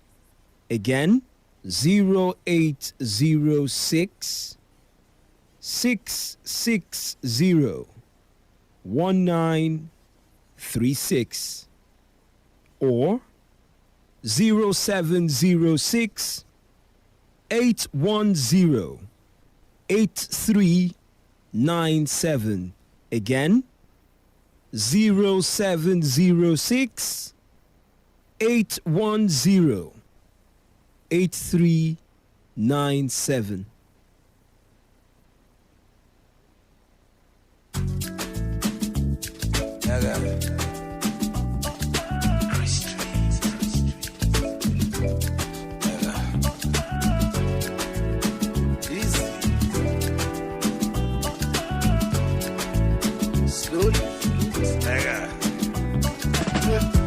This life I can't keep myself.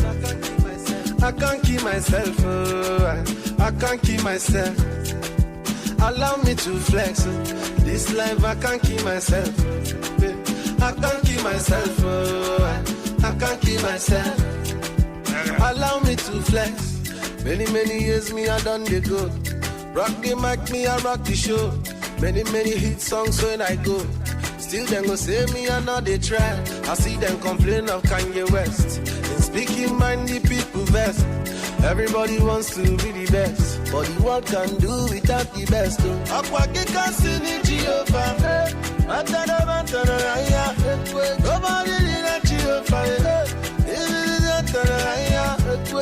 I say happen to my car. He glad them for I. He didn't think cool enough for that. Do them like Fimo. This life I can't keep myself. I can't keep myself. I can't keep myself. Allow me to flex.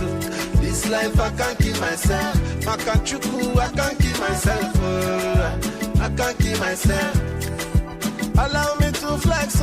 Yo coco, yo coco. When you the win and go say now yo. They don't care.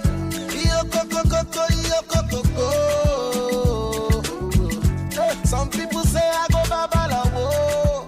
Never. Tell them, don't be any man carry me pass. Nobody they carry me pass. Don't be anybody they carry me pass. Nobody know me and they pray and fast. Only God they carry me pass. Only my Jehovah they carry me pass. Nobody they carry me pass. This life I can't keep myself. I can't keep myself. I can't keep myself. Allow me to flex. This life I can't keep myself. I can't keep myself. I can't keep myself. Strength. Yeah. Oh. They don't clap whenever I win. Yeah. So we don't care. Life we live.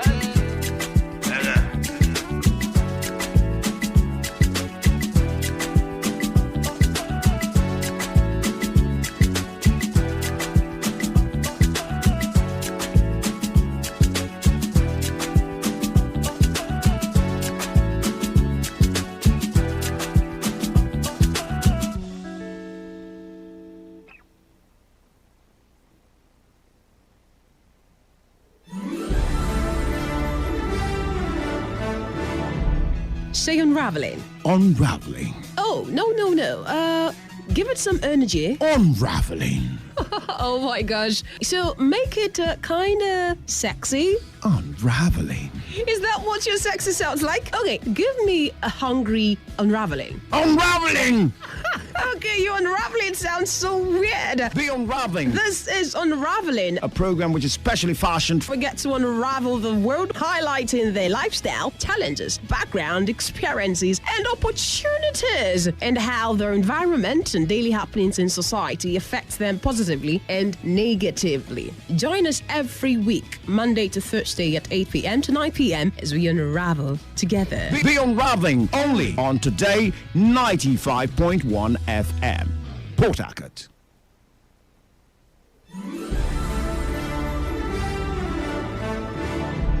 Say unraveling. Unraveling. Oh, no. Give it some energy. Unraveling. Oh my gosh. So make it kind of sexy. Unraveling. Is that what your sexy sounds like? Okay, give me a hungry unraveling. Unraveling! Okay, your unraveling sounds so weird. Be unraveling. This is Unraveling, a program which is specially fashioned. We get to unravel the world, highlighting their lifestyle, challenges, background, experiences, and opportunities, and how their environment and daily happenings in society affects them positively and negatively. Join us every week, Monday to Thursday at 8 p.m. to 9 p.m. as we unravel together. Be unraveling only on Today 95.1 FM.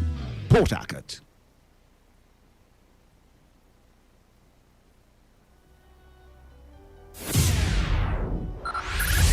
Five, four, three, two, one. Let's take you into a realm, another dimension, a reality of higher intelligence, discovery, and quantum possibility. Tune in every Monday, 1 p.m. to 2 p.m. on this station and be part of this journey as we address issues that relate to you and your tech life. It is Today's Tech Show on your premium talk, news and sports station. Today, 95.1 FM.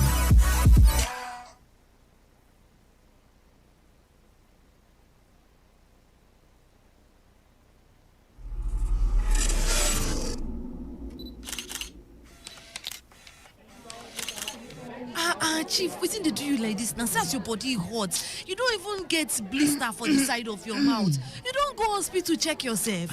My sister. Sorry.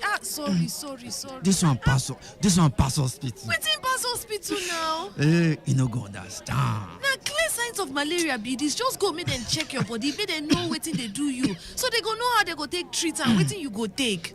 My sister, this one pass hospital. Leave am like that. Na me dey tell you, leave am like that. No be the first time wey dey happen be this. I know where to go. I know how to handle am. No be clear eye yo. Na village people. Na village people. No be ordinary. You know normal.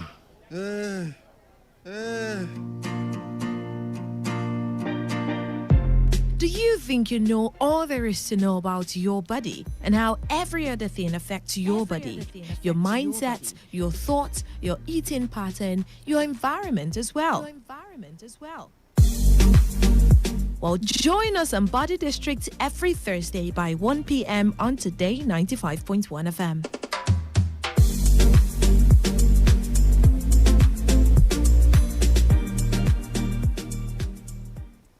This is Today 95.1 FM, Port Harcourt, voice of the people. All right, 11 minutes gone past the hour of 10. While I'm still waiting to establish connections with the crew for Open Edition, I'm going to start a conversation. I hope we can end the conversation in due time. But there's something that I've been thinking about for a long time that I'd like to share with you. And I want to believe that you would have your thoughts and opinion on this very issue. Now, let's go quickly now. Let's go quickly. You know how in Nigeria, when a politician or a government official is in his final lap of governance, there seem to be these lackadaisical attitude to work. There seem to be these laying back. And in the early stage of our democracy, we would have seen that second term as a time to loot the treasury, if it's of the local government, if it's of the state government, if it's of the federal government. We would have seen them loot any of the levels of the government that they are holding the officers. And we would have seen them loot the treasury because to many politicians, about 90 to 95% of them, politics is an occupation. And it's no wonder we have to do or die affair. It's no wonder we have them at each other's jugular, because it's a do or die affair, right? Wow. Okay. So we would usually see, but let's take a journey to a particular state that you and I can relate to, and I'm talking about River State. And let's look at the second term under the administration of Governor Yesam Ezenwo-Wike. And it's not because of any particular reason. It's because, like I said earlier, something bothers me. I'm a man who overthinks many a times, and I end up in conspiracy theories of all sorts. And I don't know, maybe you'd help clear the fog in my head. You help clear the dust in my mind so I can think clearly, or probably not overthink things. So this is it. You would remember sometime during the first tenure, we had several conversations on where's the budget of River State. We can't see the budget of River State. How is the the state government spending the money belonging or budgeted for River State? Media houses, OAPs who do political analysis, a lot of you callers called in, and you know, we can't see the budget. Everybody kept shouting. And then one day I remember vividly, I think it was on the platform on radio, and I said, hey, I think I have seen the budget. And that was the second term of the governor. And it looked to see if the governor wanted to do things the right way, or maybe he was doing things the right way, but we could not just see it. I do not know. I'm not here to do the blame game thing. I want to bear my thoughts, and I want you to jump on it. So we saw the budget then. The next thing we saw one day on the news was I think it was even there in the first term, the EFCC was trying to gain access to the books of River State, the financial books of River State. And the River State government kept referring, both in the first term and the second term, kept referring to a particular perpetual injunction gotten by Chief Peter Odili, the former governor of River State, sometime during his time as governor between 1999 and 2007, I believe. Is it 2007? Yeah, 2007, yeah. And the River State government said, oh, you can investigate our books. We're covered by the perpetual injunction. And of course, if you remember back then, when I was on radio, I would argue, and I would say, I mean, someone who does not have anything to hide will not hide under the cloak of perpetual injunction, if you remember the argument at the time. And then I also said that because the government is answerable to the people, accountable to the people, it was right for the government to, show the books both to the people and probably to EFCC. And I mean, it's not like the governor could be touched. He has immunity, right? But then we began to see projects, certain projects, being initiated. And by the way, that is not to say that there were no projects in the first term. There were projects in the first term. I mean, a lot of you did complain at the time, it was just Obiakpo, it was just Falga, right? Yeah, so there were projects in the first term. But we began to see new projects initiated, like, for example, the flyovers, recently, the institution of the construction of the Trans-Calabari Road, the talk of building what they call that stuff now? I can't remember the name, but the hospital that deals specially on cancer or cancer related materials.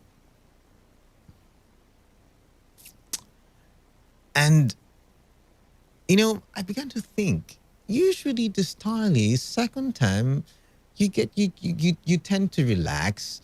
Maybe as a governor you begin to make plans to see how you can gun for a retirement at the National Assembly, or you can become a minister, or you can become the vice president, or you can become the president of the Federal Republic of Nigeria. And so when we began to see one flyover after another, we began to see projects. And the governor brags about having projects in every local government in the state. You might have your reservations about that, but that's what the governor said. He said, he said River State government is doing projects in virtually every local government area in River State. I think that was sometime in January, or was it December? But I know he made that statement. The argument is not whether it's working or not. My my confusion is the fact that it seems to be initiating projects, and it seems to be having the energy of completing the project. And because I'm very suspicious of politicians, forgive me. When a politician says a thing, I like to take that thing with a pinch of salt, I beg your pardon. I'm still getting used to being back on radio, so my tenses are still a little bit off, but forgive me nonetheless. So I think what the politicians say with a pinch of salt. And then I'm thinking, what could be the reason? What could be the reason for, these projects, some of them, like the health center, like the Trans-Calabari Road, like the new road that he will be building that connects Woji to Aleto. Some of those projects are very magnificent projects. But I'm wondering in my head, why? Why is he doing it? Is it because he really loves the people? Is it because, he's for the people? He was elected by the people, some would argue. Maybe he's for the people and he's of the people. Maybe.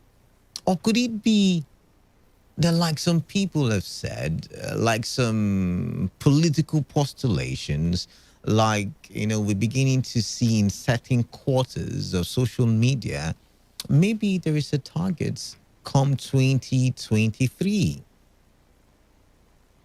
All postulations, all conspiracy theories, by the way.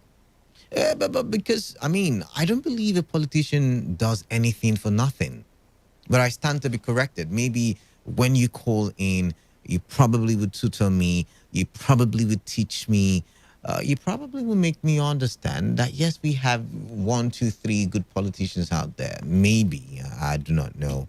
Because I always would tell you, for me, they all look the same. They all wear the same cloak for me. But what do you think, in your opinion? Second term, constructions here, constructions there. They said, I've used a lot of forgive me, but they said the flyovers were to reduce traffic, were to make rivers more beautiful. And beautiful, I agree. Traffic, not so much, I should say. Maybe, but not so much. Because once in a while, we still see traffic build up in certain areas where the flyovers were built. That's not the conversation. The conversation is not the flyovers now. Don't let me sidetrack the conversation. The conversation is work being done second term. What could be the motive? What could be the motive? Because looking at River State, Peter Odili's second term, could we say it did so much? Could we say so? For those of you who've been in River State for so much, maybe you could answer that one. That could be like the first question on this hour. Can we say he did so much in the second time, and then we moved to Rotimi and Mechi? Can we say he did so much as well in the second term?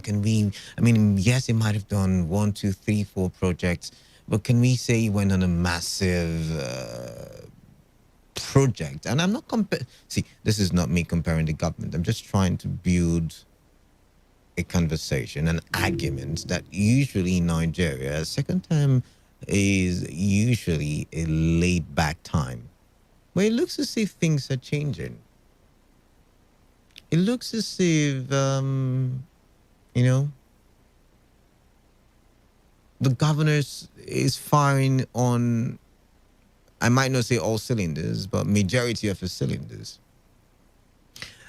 For politicians, the second term is the I don't care period. I've won my second term. What's the worst thing that you can do? That's what usually characterizes the second term. Whereas, you and I will agree, in River State, there's a bit of a difference. And it's not to blow the trumpets of the governor. No, far from it. But there's a bit of a difference. And it's caught my attention. It's caught my notice. And I'm wondering, what could be the motive? Conspiracy theories now. Is it because he lost the people? Which is going to be a shocker for me.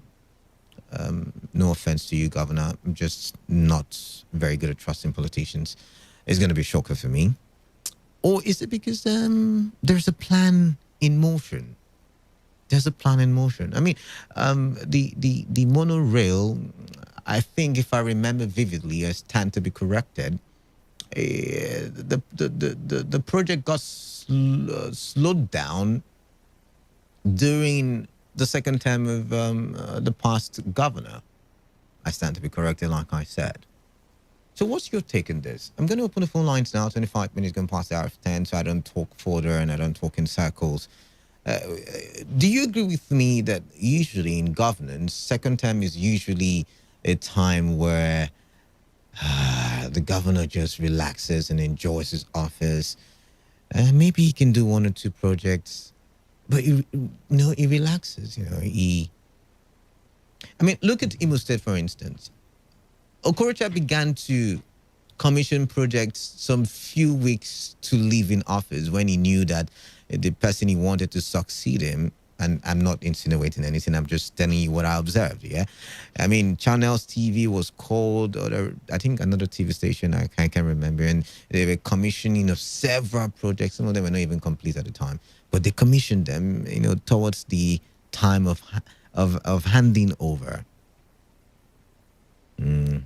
I commissioned some of them.